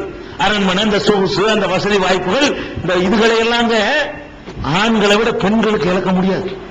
ஆம்பளை இழந்துருவான். எதை இழந்துருவான்? இந்த மாதிரி வெளி பகட்டுகள் இருக்கு பாருங்க, இந்த பகட்டுகளை ஆம்பளை 2 சட்டையை போட்டு அதையே போட்டு களமெல்லாம் போயிட்டு இருப்பான். 40 சட்டை வச்சுக்கணும் ஆசைப்படவே மாட்டான். 2 சட்டை இருந்தா கூட இன்னைக்கு ஒண்ணு நாளைக்கு ஒண்ணு போட்டு துவச்சு போட்டுட்டு அவன் என்ன செய்வான்? வெளியில அந்தஸ்தோட இருந்துருவான். ஒரு பெண்ணுக்கு அப்படி இருக்க முடியாது. 400 சேலை இருந்தாலும் இன்னொரு 400 சேலை இருந்தா தான் அவங்களுக்கு திருப்தி அடையும். அந்த மாதிரி நிறைய இருக்க வேண்டும் என்று அவங்க என்ன செய்வாங்க? ஆசைப்படுவாங்க. அது மாதிரி நகை நட்டு அது இதுன்னு சொல்லி எல்லாத்திலையுமே நம்மளுக்கு இவ்வளவு இருக்குன்னு காட்டுற இயல்பாக அப்படி இருக்கிறாங்க. இயல்பாகவே அப்படி அவங்க படைக்கப்பட்டு இருக்கிறத நம்ம பார்க்கிறோம். நம்ம ஆம்பளை எவ்வளவு பெரிய ஒரு 1 லட்சம் ரூபாய்க்கு நான் ஒரு சட்டை எடுக்கிறேன், அப்படிலாம் சட்டை இல்ல. ஆம்பளை போட மாட்டாங்க. எதை நம்பி போடுவான்? வாங்கினதும் போடுவான். ஆம்பளை இப்படி போட மாட்டான். ஒரு பேச்சுக்கு வச்சுக்கிடுவோம். 1 லட்சம் ரூபாய்க்கு நான் சட்டை போடுறேன்னு வைங்களேன், இந்த 1 லட்சம் ரூபாய் சட்டையை கொண்டு போய் பார்த்து நல்லா இருக்கா 4 பேருக்கு காட்ட மாட்டேன். பொம்பளைகளை என்ன செய்வாங்க? ஒரு நல்ல ஒரு டிரெஸ் எடுத்தாங்கன்னா அது அவ்வளவு விட்டு காட்டினா தான் அவங்களுக்கு மனசு ஆறும். அவங்களை சேர்ந்த அந்த அத்தனை தோழிகள்கிட்டையும் அவங்க சொந்தக்காரங்கள்ட்டையும் அக்கம் பக்கத்து வீட்டுல அதை காட்டுனா மண்டை வெடிச்சு போயிடும். இது சிரிக்கிறதுக்கு சொல்லல, யதார்த்தமா உள்ள ஒரு சுபாவம். அவங்கள்ட்ட அப்படி ஒரு உண்ணுவது திங்கிறதெல்லாம் பெருசா ஆம்பளை மாதிரி நாட்டம் காட்ட மாட்டாங்க. இவன் தான் 1/2 கிலோ கறி முடி திம்பா, அதெல்லாம் அதுல விருப்பம் கிடையாது அவங்களுக்கு. உண்பது இந்த மாதிரி விஷயத்துல தியாகம் பண்ணிடுவாங்க. வெளி பகட்டுகள்ல அவங்களுக்கு தியாகம் பண்ண முடியாது. ஆம்பளைக்கு நாக்குல தியாகம் பண்ண இயலாது. அப்ப அந்த மாதிரியான ஒரு அம்சம் ஒவ்வொருத்தருக்கும் ஒரு பலவீனம். அவங்களுக்கு ஒண்ணு கொடுத்து இவங்களுக்கு ஒண்ணு நல்லா கொடுத்து வச்சுக்கிறான். அப்ப இப்படி எல்லாம் இருக்கக்கூடிய நேரத்தில் இந்த அரண்மனை இழக்கிறது ஒரு பெண்ணுக்கு மனசு வருமா? எத்தனை வகை வகையா அணிஞ்சிருப்பாங்க, எத்தனை வகை வகையா ஆபரணங்களை போட்டிருப்பாங்க, எத்தனை வகை வகையான வசதிகள் அவங்களுக்கு இருந்திருக்கு. இதையெல்லாம் நாம இவனை எதிர்த்தோம்னு சொன்னா போயிரும் என்று தெரிந்து கொண்டே எதிர்த்தாங்க. அப்ப அதை எதிர்த்து என்ன பண்ற? ஏன் எதிர்த்தாங்க தெரியுமா? அவங்க கணக்கு பண்ணாங்க, இந்த அரண்மனையை விட இன்னொரு அரண்மனை இருக்குது. அவங்க என்ன கணக்கு பண்ணாங்களா? இந்த உலகத்தில் இவன் கட்டி இருக்கிற அரண்மனையை விட இறைவன் எனக்கு பின்னாடி தரப்போறான ஒரு அரண்மனை அது பெருசு. அதான் சொன்ன, அதுலதான் முன்மாறிக்கிறாங்க. எதுல முன்மாறி தெரியுமா? இது காலத் ரப்பி இப்னி எந்த கபைத்தன் ஃபில் ஜன்னா, இறைவா சொர்க்கத்துல உன் பக்கத்துல எனக்கு ஒரு மாளிகை தந்துரு. இது வேணாம், இது நான் இலக்க தயாரா இருக்கிறேன், அது எனக்கு வேணும், அதை எனக்கு நான் தயாரா. இதுக்கு ஆசைப்பட்டுக்கிட்டு அங்க கிடைக்கிற அந்த சுகத்தையும் சொகுசுகளையும் அந்த இன்பங்களையும் நான் இழக்க தயாராக இல்லை என்று சொல்லி அவங்க பிரார்த்தனை பண்றாங்க. ஒண்ணு. இரண்டாவது, நஜ்ஜினி மின் ஃபிரௌன வ அமலிஹி வ நஜ்ஜினி மினல் கௌமில் ஸாலிமீன், இந்த ஃபிரௌனை விட்டும் இவனுடைய சித்திரவதையை விட்டும் இந்த அநியாயக்கார கூட்டத்தை விட்டும் என்னை காப்பாத்துங்கறாங்க. அப்ப சித்திரவதை பண்ணிருக்கான்னு விளங்குது. அதெல்லாம் என்ன வழங்குதுன்னு கேட்டா, அநியாயக்கார கூட்டத்திலிருந்து காப்பாத்தின அர்த்தம். அரண்மனை சுகத்தை இழக்கிறாங்க, துன்பத்தை வேற சுமக்கிறாங்க. இருக்கிற இன்பத்தை இழந்துட்டு இல்லாத துன்பத்தை சுமக்கிறது என்பது சின்ன விஷயமா?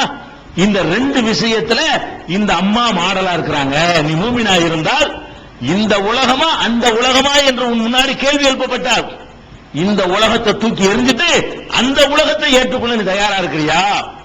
அப்ப நீ மூமின், அப்ப நீ முஸ்லிம்.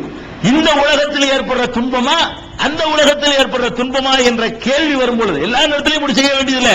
இருக்கிற ஊர் வாசலாம் இடிச்சு தொழிலிக்க சொல்லல. இதை எடுத்தால் அது போயிரும், அதை எடுத்தால் இது போயிரும் என்ற நிலைக்கு உன்னை தள்ளப்படும் போது, அப்படி ஒரு நிலைமை வரும் பொழுது எனக்கு இதை விட அதான் வேணும் நீ முடிவெடுத்தேன்னு சொன்னா நீ மூமின். இங்க ஒரு துன்பம் வருது, இதை சகிச்சுக்கிட்டா அங்க துன்பம் இல்லாம போயிடும்.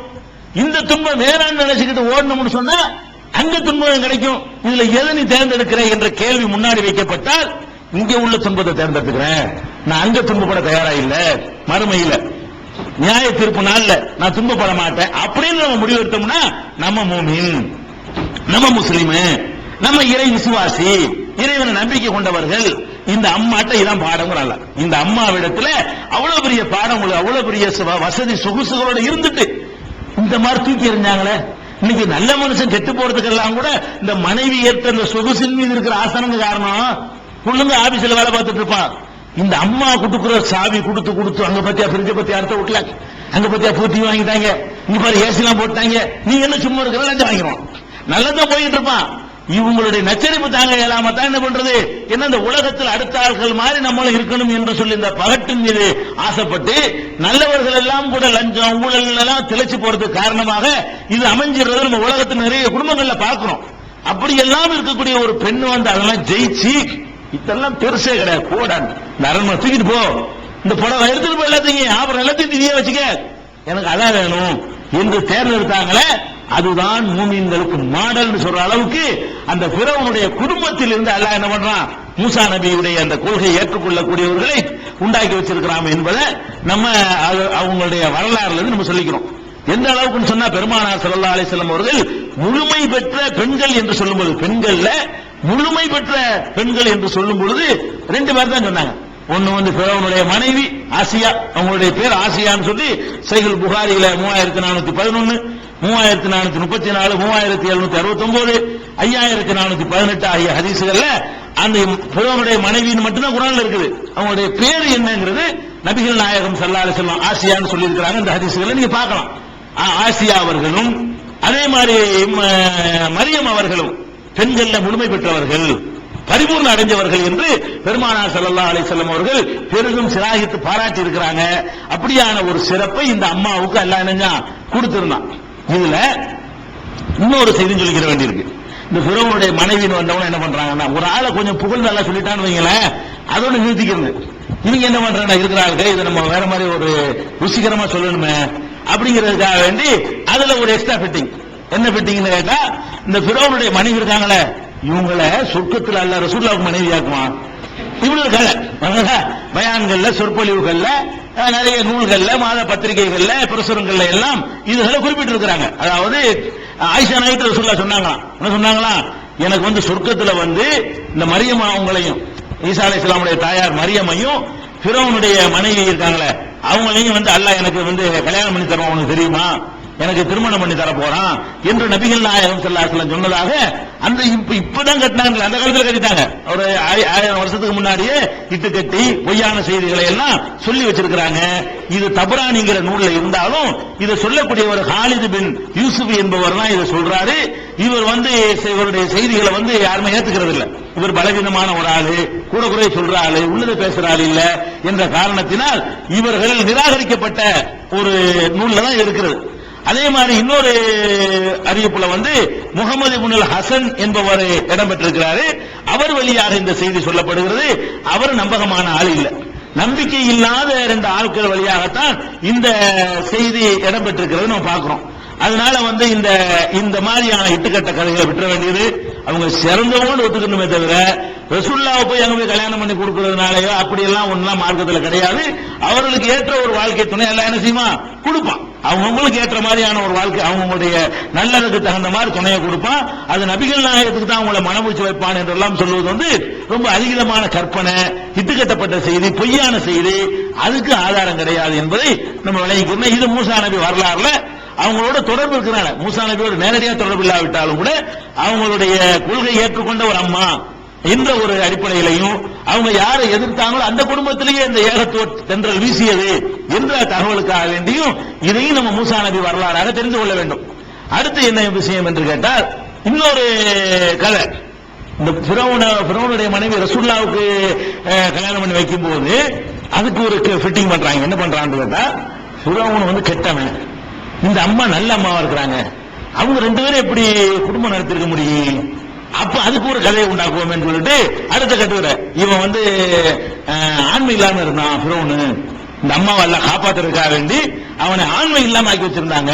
அப்படி ஒரு கிஸ்ஸா. யார் பிறவனுக்கு ஆண்மை கிடையாதான், இந்த அம்மா வந்து கிட்ட நெருங்க மாட்டானா, அந்த மாதிரி இருந்தாங்கிற மாதிரி ஒரு கிஸ்ஸா. அதுக்கப்புறம் என்னன்னு கேட்டா இன்னொரு கதை என்னன்னு கேட்டா, அப்படி நெருங்குவான சமயத்துல நெருங்கும் போது அவனுக்கு கையெல்லாம் வழங்காம போயிருமா, அப்புறம் திரும்பி விலகிடுவானா. இப்படி அதாவது அவங்கள வந்து தீண்டவில்லைன்னு சொல்றாங்க. அப்படி இப்படி எல்லாம் சொல்வதற்கு மார்க்கத்துல எந்த ஆதாரமும் கிடையாது. அவங்க கணவன் மனைவியா இருந்தாங்கன்னா இம்ராத் பிறவனுடைய மனைவி அல்லாஹ் வந்து அந்த டைட்டில போட்டே சொல்றான். அல்லாவே பிறவனுடைய பேரை கூட சொல்லாம அவனோட சேர்த்து சொல்றான், ஆசியான்னு சொல்லிட்டு போயிருக்கான். அல்லாஹ் பேரை கூட தவிர்த்து என்ன பண்றான், இம்ராத் பிறவனுங்கிறான். பிறவனுடைய மனைவினா ஒரு கணவன் மனைவிக்குள்ள என்னமா நடந்திருக்குமோ அதெல்லாம் நடந்திருக்கும். அதனால எல்லாம் குற்றம் இல்லை, அந்த சமுதாயத்துக்கு குற்றம் இல்லை. ஒரு பெண் இருக்காங்க, அவங்க அந்த கொள்கையை ஏற்றுக்கொண்டாங்க. ஆனால் கணவன் ரொம்ப கெட்டவனா கொடியவனா இருக்கிறான், அதுக்காக அவனோட தாம்பத்தியம் நடத்தாம இருக்க முடியுமா, ஓடியா போயிட முடியும். சக்தி இருந்தால் பிரிஞ்சு கொள்ளலாம், இல்லைன்னா சேர்ந்து இருந்தால் குற்றமாகாது. அந்த மாதிரியான ஒரு அடிப்படையில் அவங்க வந்து பிறவன் வந்து அந்த பொண்ணோட குடும்பமே நடத்தல, தாம்பத்தியம் ஈடுபடவே இல்லை, அதனால அவங்களுக்கு பிள்ளையே பிறக்கல, இந்த மாதிரி எல்லாம் சொல்வதற்கு வந்து மார்க்கத்துல எந்த ஆதாரமும் இல்லை. எந்த ஒரு பொய்யான ஹதீஸும் கூட கிடையாது, கதை தான் இருக்குது, கிஸ்ஸா தான் இருக்குது. அடுத்த பிரச்சனை என்னன்னு கேட்டா, மூசா அலைஹிஸ்ஸலாம் பிரச்சாரம் பண்ணாங்க, ஜெயிச்சாங்க, எல்லாம் முடிஞ்சு போச்சு. அதுக்கப்புறமும் பிறவன் வந்து திருந்துற மாதிரி இல்லை. அவங்க ஏத்துக்கொண்ட மக்களே கொள்றேன்ட்டானே. அந்த மந்திரவாதிகளையே உங்களை மாறுகை வாங்குவேன், உங்களை வந்து கழுமரத்துல ஏத்துவேன், கொள்வேன் சொல்லிட்டான். இதுக்கு அப்புறம் இவ்வளவு பார்த்த பிறகு அல்லாஹ்ட்ட இருந்து ஆர்டர் வந்துருச்சு, என்ன வெளியேறிடுங்க, இனிமே இந்த ஊர்ல இருந்து கொண்டு வேலை இல்ல. மூசா நபி எதுக்கு அனுப்பப்பட்டாங்க, ஒன்னு ஏகத்துவ கொள்கையை சொல்வதற்கு அனுப்பப்பட்டாங்க, இரண்டாவது இஸ்ராயேல் மக்களை மீட்பதற்கு அனுப்பப்பட்டாங்க. ரெண்டு நோக்கத்தை அனுப்பப்பட்டாங்க, முன்னாடி சொல்லிடுறோம். ஒன்னு வந்து அந்த ஒரு கடவுள் கொள்கையை சொல்லணும், இரண்டாவது என்னன்னு கேட்டா இந்த இஸ்ரவேல் மக்களை வந்து அந்த பிறவனுடைய கூட்டத்தார்கள் ரொம்ப அடக்குமுறை செய்து கொண்டிருந்தார்கள், அடிமையா நடத்தி கொண்டிருந்தார்கள், ஆம்பளை பிள்ளை எல்லாம் கொலை பண்ணிட்டு இருந்தாங்க. இந்த மாதிரி அடக்குமுறை செய்யும் பொழுது அவங்களை மீட்பதற்கு மூசா அலைஹிஸ்ஸலாம் குரல் கொடுத்தாங்க, என்னோட அனுப்பிடு, அவங்களை சித்திரவதைப்படுத்தாத, எங்களை தனியா பிரிச்சு விட்டுரு, உன்னோட வச்சுக்கிட்டு அவங்களை நாசமாக்காத என்றெல்லாம் அவர்கள் வந்து நினைஞ்சாங்க, கேட்டாங்க. அவன் அதை ஒத்துக்கிட்டு நீ இதை செய்ய அதை செய்ய, நான் செய்கிறேன், மந்திரத்தை காட்டு, போட்டி வை, ஜெயிச்சிருந்தா உன் கோரிக்கை ஏத்துக்கிறேன் சொன்னான். எந்த ஒரு கோரிக்கையும் ஏற்றுக்கொள்ளப்படவே இல்லை. அதுக்கப்புறம் என்ன ஆச்சுன்னு கேட்டா, ஊரை விட்டு போறாங்க. மூசா அலைஹிஸ்ஸலாம் அவர்கள் இனிமே இந்த ஊர்ல இருந்து வேலை இல்லை அப்படின்னு சொல்லி அங்க இருந்து கிளம்பி தன்னுடைய மக்களை அழைத்துக் கொண்டு, இஸ்ரவேல் மக்களை எல்லாம் இரவோட இரவாக அழைத்துக் கொண்டு என்ன செய்யறாங்க, அதை கொண்டு போறாங்க.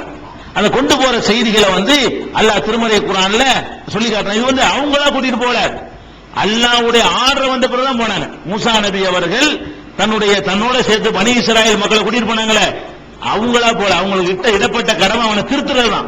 திருத்துற விட்டுட்டு அவங்களா ஓடி போல. அல்லாஹ் சொல்லி காட்டுறான். எப்படி சொல்றான்னு கேட்டா 20ஆம் அத்தியாயம் 77, 78, 79, 80 ஆகிய வசனங்கள்ல சொல்றான், உலகத் அவ்ஹைனா இலா மூசா, மூசாவுக்கு நாம் அறிவித்தோம். என்ன அறிவித்தோம், அன் அஸ்ரி பி இபாதி, எனது அடியார்களை இரவிலே நடத்தி செல்வாயாக, ராத்திரியோடு ராத்திரியா கிளம்பு, இரவோடு இரவாக கிளம்பி விடு என்று நாம் மூசாவுக்கு நாம் அறிவித்தோம். அப்ப அல்லாஹ்வுடைய அறிவிப்பு பிரகாரம் தான் போறாங்க.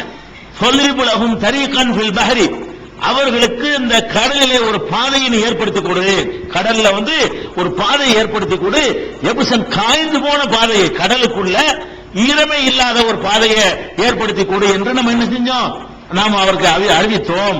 லா தகாஃபு தரக்கன் வலா தக்ஷா, நீ பிடிக்கப்படுவாய் என்று நீ பயப்படவே தேவையில்லை, எதுக்கு அஞ்ச வேண்டியதில்லை, தைரியமா கூட்டிட்டு போ அப்படி என்று சொன்னோம். ஃபஅத்பாஹும் ஃபிரௌன் பிஜுனூதிஹி, உடனே ஃபிரௌன் என்பவன் கேள்விப்பட்டு விரட்டிட்டு வர்றான். மூசா நபி அவர்கள் வந்து பனி இஸ்ரவேலர்களை அழைத்துக் கொண்டு ஊரை விட்டு போறாங்க. போகும் பொழுது அவன் கேள்விப்பட்டு என்ன செய்யறான், அடிமை வேலை பார்த்துட்டு இருந்தாங்க, திமுராய் போய் வெளியே போனாங்கன்னா, வெளியே போய் ஒரு அசம்பிள் ஆயிட்டாங்கன்னா பெரிய இடைஞ்சலா போயிருமே, நீங்க விடக்கூடாது அப்படின்னு சொல்லி ஃபிரௌன் விரட்டி கொண்டு வந்தான். பிஜுனூதிஹி, அவனுடைய படை பட்டாளத்தோடு விரட்டி கொண்டு வந்தான். ஃபகஷியஹும் மினல் யம்மி மா கஷியஹும், அந்த கடலிலே அவர்களை மூழ்கடிக்க வேண்டியது மூழ்கடித்து விட்டது. சாட்டா முடிச்சுவான்ல, அங்கே டக்குனு கிளைமாக்ஸ் முடியாது. அவன் விரட்டி சென்றான், மூழ்கிட்டான் அப்படின்னு என்ன அர்த்தம், அவங்க அங்கிட்டு போயிட்டாங்க, மாட்டிக்கிட்டு விளையிட்ட அது அடங்கி போயிடும். அல்ல சாட்டா சொல்லி முடிச்சிருவான், அதுக்குள்ள எல்லாத்தையும் அடைக்குவான், நம்மள வழங்கிற வேண்டியதான். அப்ப இது வந்து நம்ம ஃபிரௌனுடைய மூழ்கடிக்கப்பட்ட சம்பவத்தை சொல்லக்கூடிய ஒரு வசனம். அதே மாதிரி 28வது அத்தியாயத்துல 40, 41, 42 ஆகிய வசனங்கள் எடுத்துக்கொண்டீங்கன்னா, ஃபஅஹதுனாஹு வ ஜுனூதஹு, விரட்டி சென்ற அவனையும் அவனது படையினரையும் நாம் பிடித்து ஃபநபதுனாஹும் ஃபில் யம்மி, அவர்களை கடலிலே வீசி எறிந்தோம். ஃபல்லர் கைஃப கான ஆகிபத்துல் வாலிமீன், அநீதி இழைத்தவர்களுடைய முடிவு எவ்வாறு ஆனது என்று சிந்தித்து பாரு. வஜஅல்நாஹும் அய்யிம்மத்தன் யதுஊன இலன்னார், நரகத்திற்கு அழைக்கக்கூடிய தலைவர்களாக அவர்களை ஆக்கிவிட்டோம். நரகத்துக்கு அழைக்கிற தலைவர்களாக இருந்தார்களே தவிர அவங்க நல்லவங்களா இருக்கல அப்படின்னு சொல்லி அல்லாஹ் இந்த மூழ்கடிக்கப்பட்டதை இங்கேயும் சொல்லி காட்டுறான். அதே மாதிரி 2வது அத்தியாயம் பக்ராவுல 50வது வசனத்திலையும் இது ஃபரக்னா பிகுமுல் பஹர, இஸ்ரவேல் மக்களை அழைத்து அல்லாஹ் பேசுறான். எப்படி பேசுறான்னு கேட்டா, உங்களை கடல் கடந்து நாம் காப்பாற்றினோம் இல்லையா, நினைத்து பாருங்கள். அஞ்சைனாக்கும், உங்களை காப்பாற்றி அகரக்கனா ஆள பிறவனுடைய கூட்டத்தாரை மூழ்கடித்தோமே, அதை நினைத்து பார்க்க மாட்டீர்களான்னு சொல்லி இஸ்ரவேல் மக்களுக்கு அறிவுரை சொல்லக்கூடிய வசனத்தை நம்ம என்ன செய்யறோம் 2:50 பார்க்கிறோம். அப்ப அதே மாதிரி இன்னொரு இடத்துல முக்கியமான ஒரு பாயிண்ட் எல்லாம் சொல்லி காட்டுறான். 2 முக்கியமான பாயிண்ட். 10வது யூனுஸ்ங்கிற அத்தியாயத்துல 90, 91, 92, 93 இதுல என்ன நடக்குதுன்னு கேட்டா, ஃபிரௌன் விரட்டிட்டு வந்தானா, விரட்டிட்டு வந்தவன அல்லாஹ் அவன் தரைய கடல் எல்லாம் பிளந்துட்டான். எப்படி எல்லாம் காப்பாத்தினான்னு கேட்டா, கடல் கிட்ட வந்துட்டாங்க. கடல் கிட்ட வந்த உடனே மூசாவுடைய உம்மத்துகள் எல்லாம் கேட்கிறாங்க, யா மூசா இன்னால முதரக்கும், மூசாவே மாட்டிக்கிட்டமே, வசமா சிக்கிக்கிட்டமே அப்படின்னு கேட்கிறாங்க. அப்ப மூசா நபி என்ன பண்ணாங்கன்னா, இன்னமா ரப்பி சயஹ்தீன், இறைவன் என்னோடு இருக்கிறான் வழிகாட்டுவான்னு சொன்ன உடனே அல்லாஹ் வழிகாட்டினா, கடலை அடிக்க சொன்னா, அடிச்சாங்க. அந்த கைத்தறியால் அடிச்ச உடனே கடல் 2 பிளந்தது. கடல் தான் பிளந்தது. இதை சில ஆளுக்கு என்ன செய்வாங்க, கைத்தடியால் கடல் அடினா அதுக்கு அந்த அர்த்தம் கிடையாது. கைத்தடினா மரம் அர்த்தம். மரத்தை கொண்டு ஒரு தோணி மாதிரி கப்பல் செஞ்சுக்கிட்டு அதுல பயணம் செஞ்சு போன்னு சொல்லி வியாக்கியானம் கொடுப்பாங்க. இதெல்லாம் கிறுக்குத்தனமானது. எதிரி விரட்டிட்டு வரும்போது 5 செகண்ட்ல கப்பலை செய்ய முடியும். எதிரி விரட்டிட்டு வந்துட்டு இருக்கிறான், உடனே தப்பிக்க வேண்டி இருக்கிறது. அங்கே உட்காந்து கப்பல் செஞ்சு உட்கார்ந்து இருந்தாருன்னு செய்யறாங்க, கதை விட்டுக்கிட்டு இருக்கிறாங்க வியாக்கியானங்கிற பேர்ல. அற்புதங்களை நம்புறது உங்களுக்கு மனசு இல்ல, அதுக்காக என்ன பண்றாங்க சில ஆளுக்கு, அதெல்லாம் அப்படி அர்த்தம் கிடையாது. கைத்தடியால் கடலை அடினா அர்த்தம், கைத்தடினா மரம் அர்த்தம். மரத்தை கொண்டு கடல்ல கலந்து போடுறதுக்குரிய சாதனங்களை தயார்படுத்திக்க, இப்படி எல்லாம் அதுக்கு அர்த்தம் கிடையாது. அப்ப அந்த மாதிரி அது கப்பல்ல போயிட்டு இருக்கிற ஒரு ஆளை விரட்டிக்கிட்டு மூழ்கடிப்பான ஒருத்தன், அவனு கப்பல் எடுத்துட்டு இருப்பான். அதை எப்ப மூழ்கடி செத்துருப்பான். பாதையா இருந்தா தான் ஒரு சாரார் கடந்தவன அடுத்த சாரார் மூழ்கி போயிருப்பாங்க.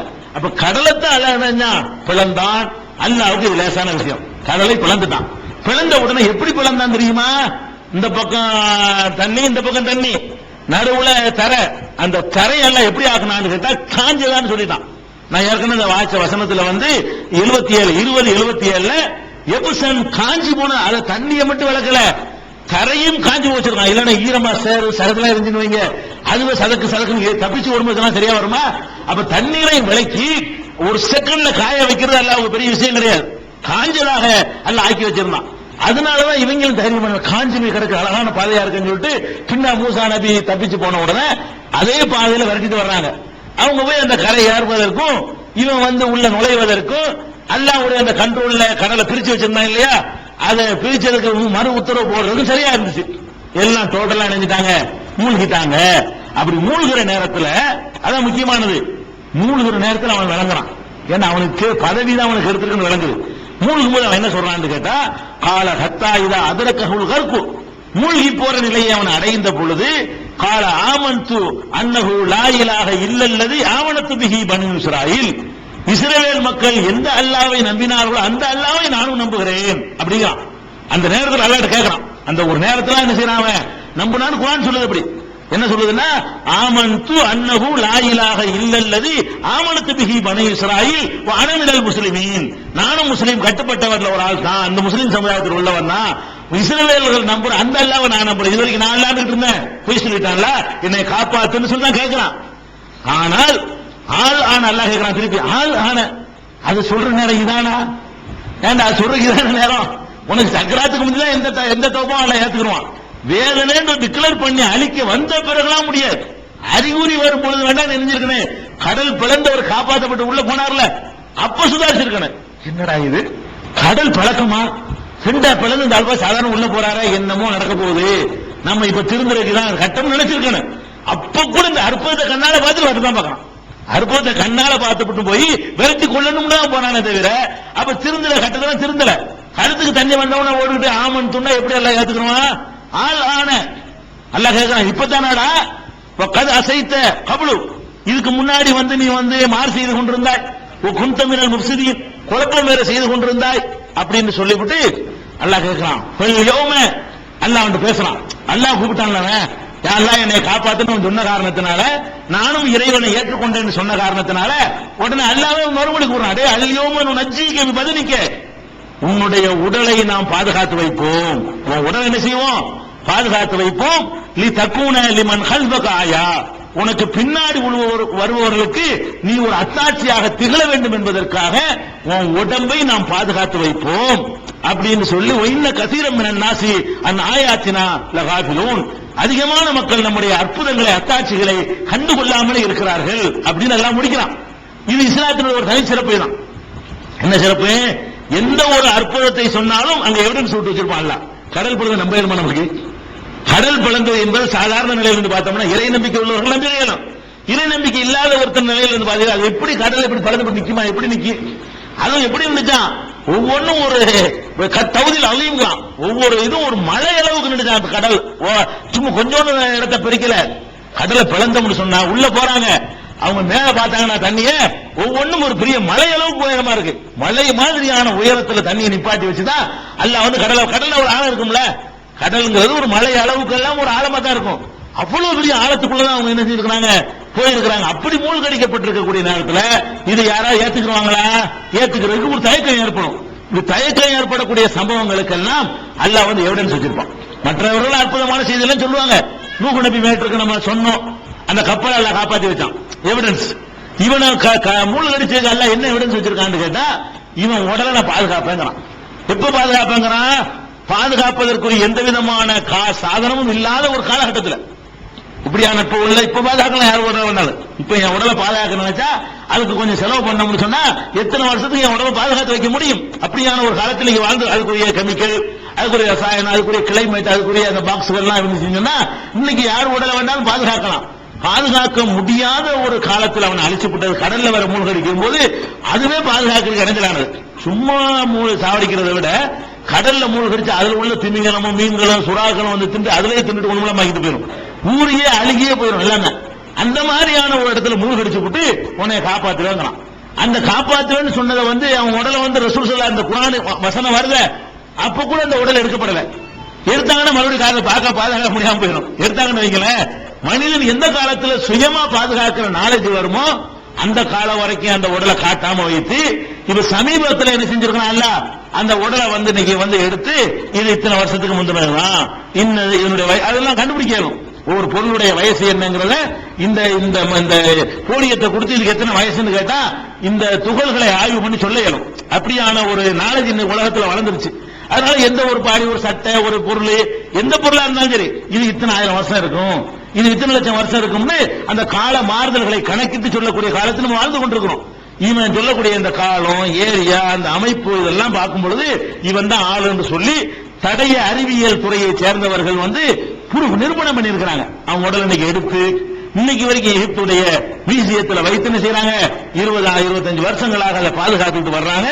அந்த அல்லாஹ் சொன்னபடி அந்த உடல் பாதுகாக்கப்பட்டதுதான் இது ஒரு அட்டாச். எப்படி இந்த உடல் மட்டும் எத்தனை பேர் அதுல இருந்தாங்க, அவ்வளவு பேரையும் பாதுகாக்கல. அதுல செத்து போன இத்தனை ஒரு 1000 பேர், 2000, 10,000 பேர் இருப்பான்ல, ஒருத்தரையும் பாதுகாக்கல. 3 பேர்ல செலக்ட் பண்ணி இவனை மட்டும் பிரத்யேகமா தேர்ந்தெடுத்து பாதுகாத்து அது கேமரால் வரைக்கும் வைக்கும்னு சொல்லி அதுக்கு தகுந்த மாதிரி ஐஸ் பெட்டியில ஐஸ் கட்டிகளை கீழே அவனை வைக்க வச்சிருந்து இவங்க தோண்டி இருக்கிற காலம் வரைக்கும் அல்லாஹ்வுடைய கண்ட்ரோல் அது பாதுகாக்கப்பட்டு பிறகு தோண்டி எடுத்து என்ன பண்றாங்க, அதை வந்து இவனா ஆளு அப்படின்னு சொல்லி இன்னைக்கு கண்டுபிடிச்சிருக்கிறாங்க. அதை நீங்க டிவியில பாக்குறவங்க பாத்துக்கிடுவாங்க. அந்த உடல் எல்லாம் காட்டுவாங்க. அந்த உடல் இந்த உடலை பாதுகாக்கிறது தானே 10வது அத்தியாயம் 92வது வசனம். இதுல வந்து இந்த உடலை பாதுகாப்புன்னு சொல்லிட்டான். அப்ப இந்த ஃபிரௌனுடைய கூட்டத்தார்களை எல்லாம் மூழ்கடித்து உடலை பாதுகாத்து வச்சிருக்கிறான். அந்த உடலை பாதுகாத்து வச்சதுதான் நமக்கு அந்த கடல் பிளந்ததற்கும் அவன் மூழ்கடிக்கப்பட்டதற்கும் அவன் வாழ்ந்தான் என்பதற்கு மூசா நபி காப்பாற்றப்பட்டதற்கும் எல்லாத்துக்குமான ஒரு சான்றாக இது அமைந்திருக்கிறதை நம்ம பார்க்கிறோம். இதே மாதிரி மூசா நபி அவர்களை இன்னொரு விஷயத்தை வழங்கிக்கிறேன், அவன் தான் நம்பிக்கை கொள்றேன் ஏத்துக்கிற வேண்டியதானே அப்படின்னு கேட்டீங்கன்னா 4வது அத்தியாயம் 18வது வசனத்துல அல்லாஹ் இதுக்கு பதில் சொல்லிட்டான். என்ன பதில் சொல்லிட்டான், வலைசதி தௌபத்து லில்லதீன யஅமலுன ஸய்யாத், பாவ மன்னிப்பு என்பது சில தீமைகளை செய்யக்கூடியவர்களுக்கு இல்லை. எந்த தீமை செய்யறவங்க தெரியுமா, ஹத்தா இதா ஹலர அஹதஹுல் மௌத், மரணம் அவர்களுக்கு வந்துவிட்ட பொழுது, மரணம் வந்து சக்கராத்து நெருங்கி விட்ட பொழுது, கால இன்னி துபுத்துல் ஆன், இப்ப நான் திருந்தி விட்டேன் என்று சொல்கிறானே அவனுக்கு மன்னிப்பு இல்லைன்னு குர்ஆன் சொல்லிட்டு இப்படி சொல்லிட்டானே மூமினா தான் மௌத்தா போனாலும் சில இருக்குன்னு எழுதிக்கிறாங்க. நம்மள உள்ள ஆட்களை இப்னு அரபி மாதிரி சில ஆளுக்கு ஃபிரௌன் மூமினா மௌத்தா போனா அப்படிங்கிறாங்க. அல்லாஹ் என்ன சொல்றான், மன்னிப்பு என்பது யாருக்கு இல்ல, அந்த சக்கராத்து மரணம் வந்த நேரத்தில் வந்து நான் திருந்துறேன் அந்த விளையாட்டு கிடங்குற. நோய்வாய்ப்பட்டிருக்குமோ நீ கேட்கலாம். ஒவ்வொரு மனிதனுக்கும் தனக்கு அழிவு வந்துருச்சுன்னு தெரியும். சக்கராத்து வந்துருச்சு, நான் காலில இருந்து உயிர் அப்படி எடுக்கப்படுது, கொஞ்சம் கொஞ்சமா அந்த செயலிலிருந்து வருவது என்பதை ஒவ்வொருவனும் சுயமா உணர்வான். அப்படி ஒரு கட்டத்தை நம்ம அடையும் போது, யாரெல்லாம் நான் திருந்துட்டேன், நான் சிறுக்கு வச்செல்லாம் தப்பு, நான் அந்த தப்பு செஞ்ச மன்னிச்சுக்கலாம் சொன்னா எடுபடாது. எப்ப எடுபட, அந்த சக்கராத்துக்கு முந்தி வரணும். இவன் சக்கராத்துல கேட்டான். அதனால இந்த நிலையில உள்ளதுக்கு வந்து என்ன இல்ல, மன்னிப்பு இல்லை என்பதை 4வது அத்தியாயம் 18வது வசனத்தில் விளங்கிக்கலாம். அதே மாதிரி இவன் மூழ்கடிக்கப்பட்ட சம்பவத்தை எடுத்துக் கொள்ளும் பொழுது 26வது அத்தியாயம் 52ல இருந்து 68 வரைக்கும் விரிவான முறையில் அல்லாஹ் சொல்லி காட்டுகிறான். அப்ப அதுலயும் வந்து அந்த சம்பவத்தை விளங்கிக்கலாம். இது ஃபிரௌன் மூழ்கடிக்கப்பட்ட வரலாறு. இதுக்கு அப்புறம் வந்து இது கொஞ்சம் சுருக்கமா முடிக்க வேண்டியது என்னன்னு கேட்டா, இது ஒரு நோட்டீஸ். இதை நிறைய பரப்பிட்டு இருக்காங்க. என்னென்ன மார்க்க சம்பந்தமா இருக்கிறதுனால இதை போன ஒரு 4 வாரம் ஒருத்தர் கேட்டுட்டு இருக்காரு. என்ன கேட்கிறாருன்னா, தொழுகையில் கை கட்டுவது எப்படி, இது வேற டாபிக். இந்த டாபிக் முடிச்சிட்டோம். தொழுகையில் கை கட்டுவது எப்படிங்கிற ஒரு நோட்டீஸ் வந்து இதை வந்து யார் போட்டிருக்காங்கன்னு கேட்டா, தொகுத்தவர் மௌலவி அல்ஹாஜ் யு முகமது சலீம் சிராஜி, தலைமை இமாம் ஜும்மா மஸ்ஜித் பாடி, சென்னை 50.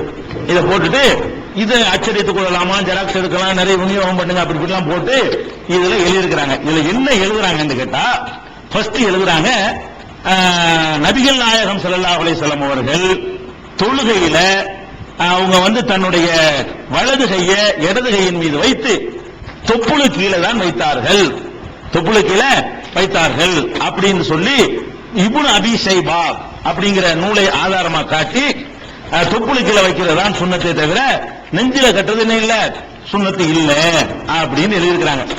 இந்த இதே மாதிரி வந்து இப்னு அபி ஷைபாவில் போட்டிருக்கிறாங்க.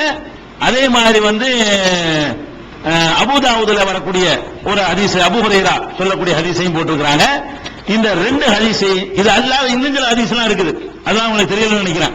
இப்னு அபி ஷைபாவை விட அபூதாவுதுலயே இந்த மாதிரி அலி ரலியல்லாஹு அன்ஹு சொன்னதாக எல்லாம் செய்தி வருகிறது. இந்த எல்லா செய்திகளையும், அதாவது தொப்புளுக்கு கீழே கை வைக்க வேண்டும், தொழும்போது தொப்புளு கீழே கை கட்டுறாங்க இல்லையா, அப்படி கட்ட வேண்டும் என்று வருகிற எல்லா செய்திகளையும், அது அபூ ஹுரைரா அறிவிச்சாலும் சரி, அது வாயில் இப்னு ஹுஜர் அறிவிச்சாலும் சரி, அல்லது அலி ரலியல்லாஹு அன்ஹு அறிவிச்சாலும் சரி, வேற யார் அறிவிக்கிற ஹதீசுகள் இருந்தாலும் எல்லாத்திலையுமே அப்துர் ரஹ்மான் பின் இஸ்ஹாக் அல் வாசித்தி என்பவர் தான் அதை அறிவிக்கிற ஒரு ஆளாக இடம்பெறுகிறார். எந்த ஹதீஸ்ல வாயில் இப்னு ஹுஜர் ஹதீஸா இருந்தாலும் சரி, அலி ரலியல்லாஹு அன்ஹு அறிவிக்கிற ஹதீஸா இருந்தாலும் சரி, அவங்கள்ட்ட இருந்து கேட்டு அறிவிப்பாங்க இல்லையா, அப்படி அறிவிக்கக்கூடிய அறிவிப்பாளர்கள்ல யாரு இல்லாம வரல, அப்துர் ரஹ்மான் இஸ்ஹாக் என்பவருடைய மகனும் வாசித்து என்ற கோத்திரத்தை சேர்ந்தவருமான அப்துர் ரஹ்மான் என்பவர் தான் எல்லா ஹதீஸ்லையும் அறிவிப்பாளர்களில் இடம்பெற்றிருக்கிறார். இவர் எந்த மாதிரியான ஆளு அப்படின்னு பாத்தீங்கன்னா, இவர் முன்கருள் ஹதீஸ், இவருடைய ஹதீசுகள் அனைத்துமே நிராகரிக்கப்பட வேண்டும் அப்படின்னு சொல்லி இமாம் அஹ்மது இப்னு ஹம்பல், இந்த ஹம்பலி இமாம்ங்கறாங்களே, அந்த அஹ்மது இப்னு ஹம்பல் அவங்க சொல்றாங்க, அபூ ஹாத்தம் ராசி ஹதீஸ் அறிவிப்பாளர்களை எடை போட்டு அலசுவதில் விற்பனராக இருக்கக்கூடிய அபூ ஹாத்தம் ராசி அவருடைய அல் ஜர்ஹ் வ தஅதீல் என்பதுதான் இன்றைக்கும் வந்து இந்த அறிவிப்பாளர்களை எடை போடுவதற்கு சிறந்த நூலாக இருக்கிறது. அந்த அபூ ஹாத்தம் ராசி அவர்களும் சொல்கிறார்கள், அஹ்மது இப்னு ஹம்பலும் சொல்கிறார்கள், இவர் முன்கருள் ஹதீஸ், இவருடைய ஹதீசுகள் நிராகரிக்க வேண்டும். அதே மாதிரி ஹதீசுகளை சுண்டி பார்ப்பதில் தலை சிறந்த விற்பனராக இருக்கக்கூடியவர்கள் 2 பேரை சொல்லுவாங்க. ஒன்னு ஹாஃபில் இப்னு ஹஜர், இன்னொன்னு யஹ்யா இப்னு முஐன் அவர்கள். யஹ்யா இப்னு முஐன் அவங்க என்ன சொல்றாங்கன்னு கேட்டா, லைஸ பிஷையின், இவர் ஒரு கணக்கிலே வராத ஆள், இவரை வந்து சேர்க்கவே லிஸ்ட்லே இல்லைன்றாரு. இவரை வந்து ஒரு அறிவிப்பாளர் லிஸ்ட்லே வச்சுக்கிற இயலாது. லைஸ பிஷையின்னா ஒரு செய்ய உண்மை இல்லை, ஒண்ணும் இல்லாதவர், ஒன்னும் மதிப்பே கிடையாது அப்படின்னு சொல்லிட்டு இப்னு முஐன் சொல்றாங்க.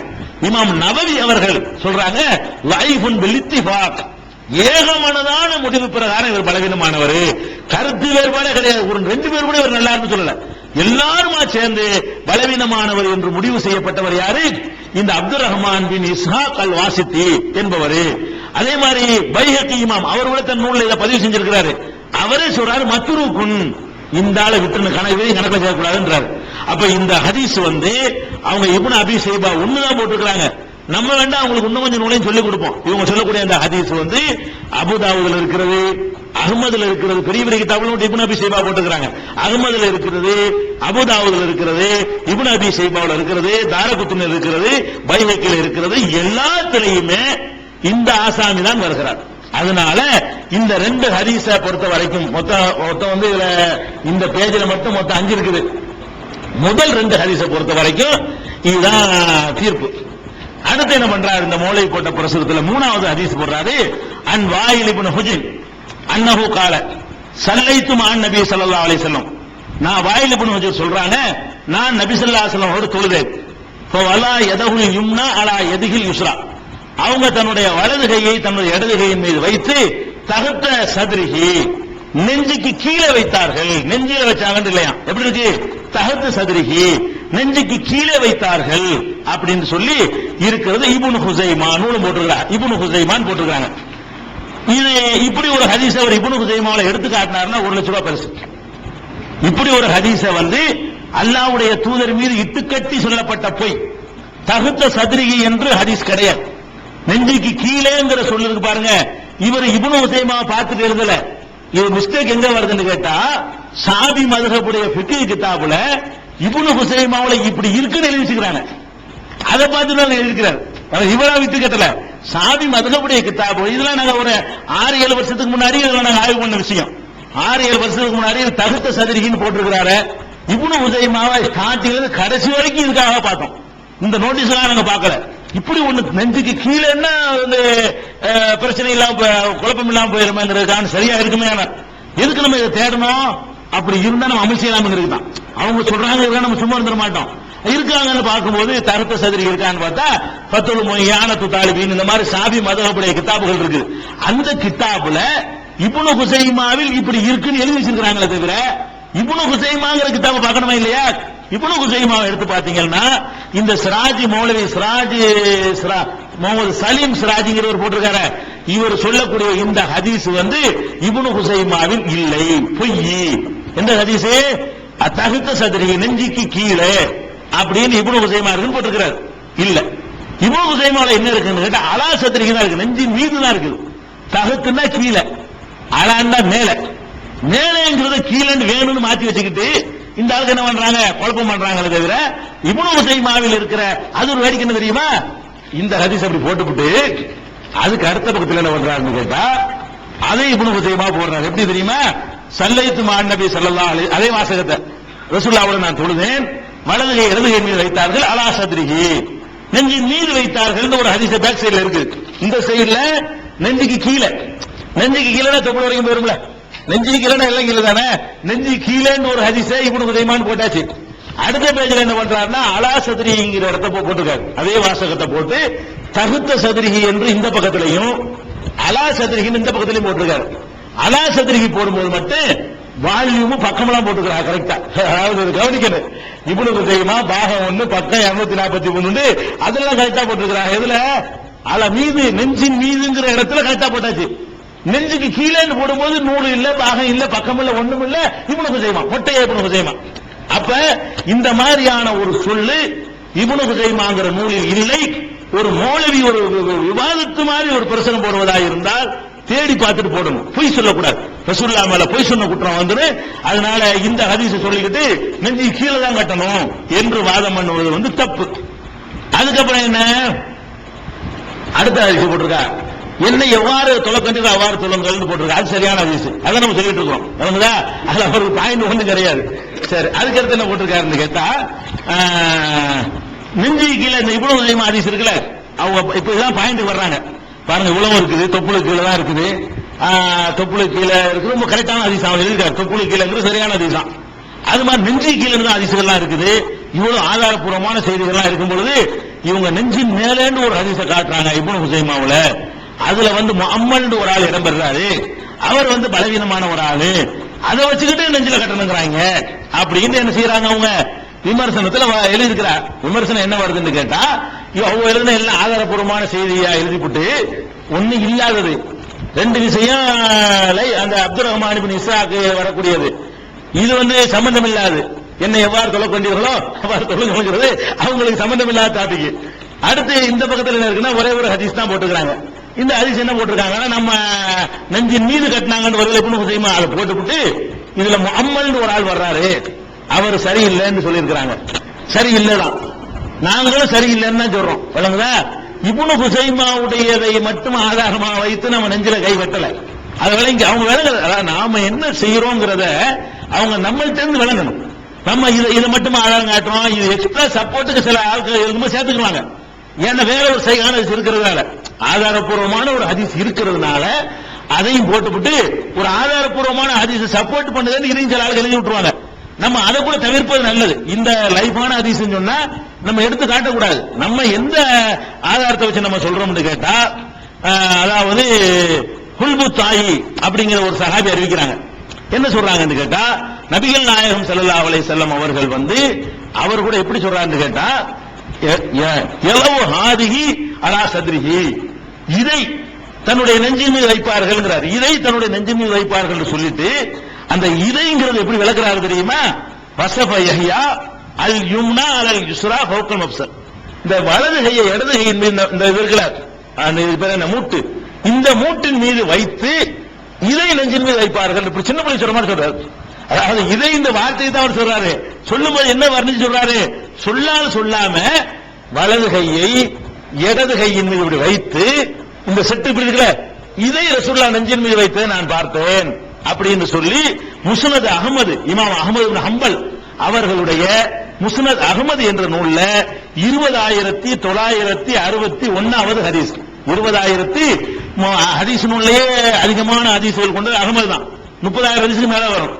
அவ்வளவு நம்பர்லாம் இருக்குமா நினைக்க கூடாது. அஹ்மதுல இருக்கு. 20,961வது ஹதீஸ்ல என்ன வருதுன்னு கேட்டா, ஹுல்பு தாய் என்ற ஒரு ஹுல்பு என்ற பெயருடைய நபித்தோழர் அறிவிக்கிறாரு, நபிகள் நாயகம் ஸல்லல்லாஹு அலைஹி வஸல்லம் அவர்கள் இப்படி கையை வலது கை இடது கை மீது வைத்து, இந்த இடத்துல வைத்து அதை நெஞ்சின் மீது வைப்பார்கள், வைப்பதை நான் பார்த்தேன் அப்படின்னு சொல்றார்.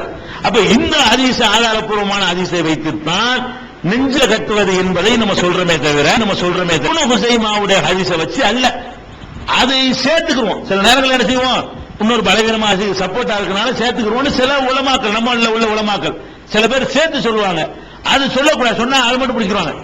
சொன்னீங்கன்னு வைங்க, நம்ம அதை வச்சு அமல் பண்ணல. அதனால இவங்க அந்த பலவீனமானதுன்னு சொல்வதை நாம் ஏற்றுக்கொள்கிறோம். அவங்க வெளியிட்ட எல்லாமே பலவீனமானது என்பதை நம்ம அப்துல் ரஹ்மான் பின் இஸ்ஹாக் இல்லாம யாராவது வந்திருக்காங்களான்னு கேட்கணும். இதுல அவங்க தான் வர்றாங்க. அதனால நாங்கள் இது பலவீனம் தான். தொப்புளை கீழே கையை கட்டுவது என்பதும் பலவீனம். நெஞ்சுக்கு கீழே ஒண்ணு போட்டிருக்கிறாங்க, அது இல்ல, பொய். ரெண்டு பலவீனம். ஒண்ணு பொய், இன்னொன்னு என்னை எவ்வாறு தொலைக்கண்டீர்களோ அவ்வாறு தொழுங்கிறது அவங்க சம்பந்தம் இல்ல. இன்னொன்னு அலி தொப்புளை கீழே கையை கட்டினாங்க, அலி செஞ்சார்னு வந்திருக்குது, தவிர ரசூலுல்லாஹ்வுடைய சம்பந்தப்படுத்தி இல்ல. அந்த 4வது பாயிண்ட் அதை விட்டுருவோம். இந்த பக்கத்தில் என்ன பண்ணிருக்காங்கன்னா, நெஞ்சின் மீது தக்பீர் கட்டுவத பார்த்தேன் இருக்குதுல்ல, அதை வச்சுக்கிட்டு இந்த நெஞ்சின் மீது என்பதை அப்படி அர்த்தம் கிடையாது, அது பலவீனமானது. ரெண்டாவது மீதுன்னு அர்த்தம் இல்ல, அலாண்டு வந்தா மீதுதான் செய்ய வேண்டிய இல்ல, கிட்டத்துல எல்லாம் செய்யறாங்க. இன்னும் வியாக்கியானம் கொடுத்துருக்காங்க. அடங்கி எடுத்துக்கிறவே இல்லப்பான வியாக்கியானம் அடிபட்டு போச்சு. நீ இந்த ஹதீஸே நாங்களே எடுத்துக்கிறேன்னு சொல்லும் பொழுது இதை வச்சு நாங்கள் நெஞ்சில கை கட்டல, இது பலவீனமானதுதான். இதை நாங்களே சொல்லி இருக்கிறோம். முஹம்மது வர்றாரு, பலவீனமா தான் இருக்குது, அதுல எந்த ஒரு டவுட்டும் கிடையாதுன்னு நாங்க சொல்லத்தான் செய்கிறோம்.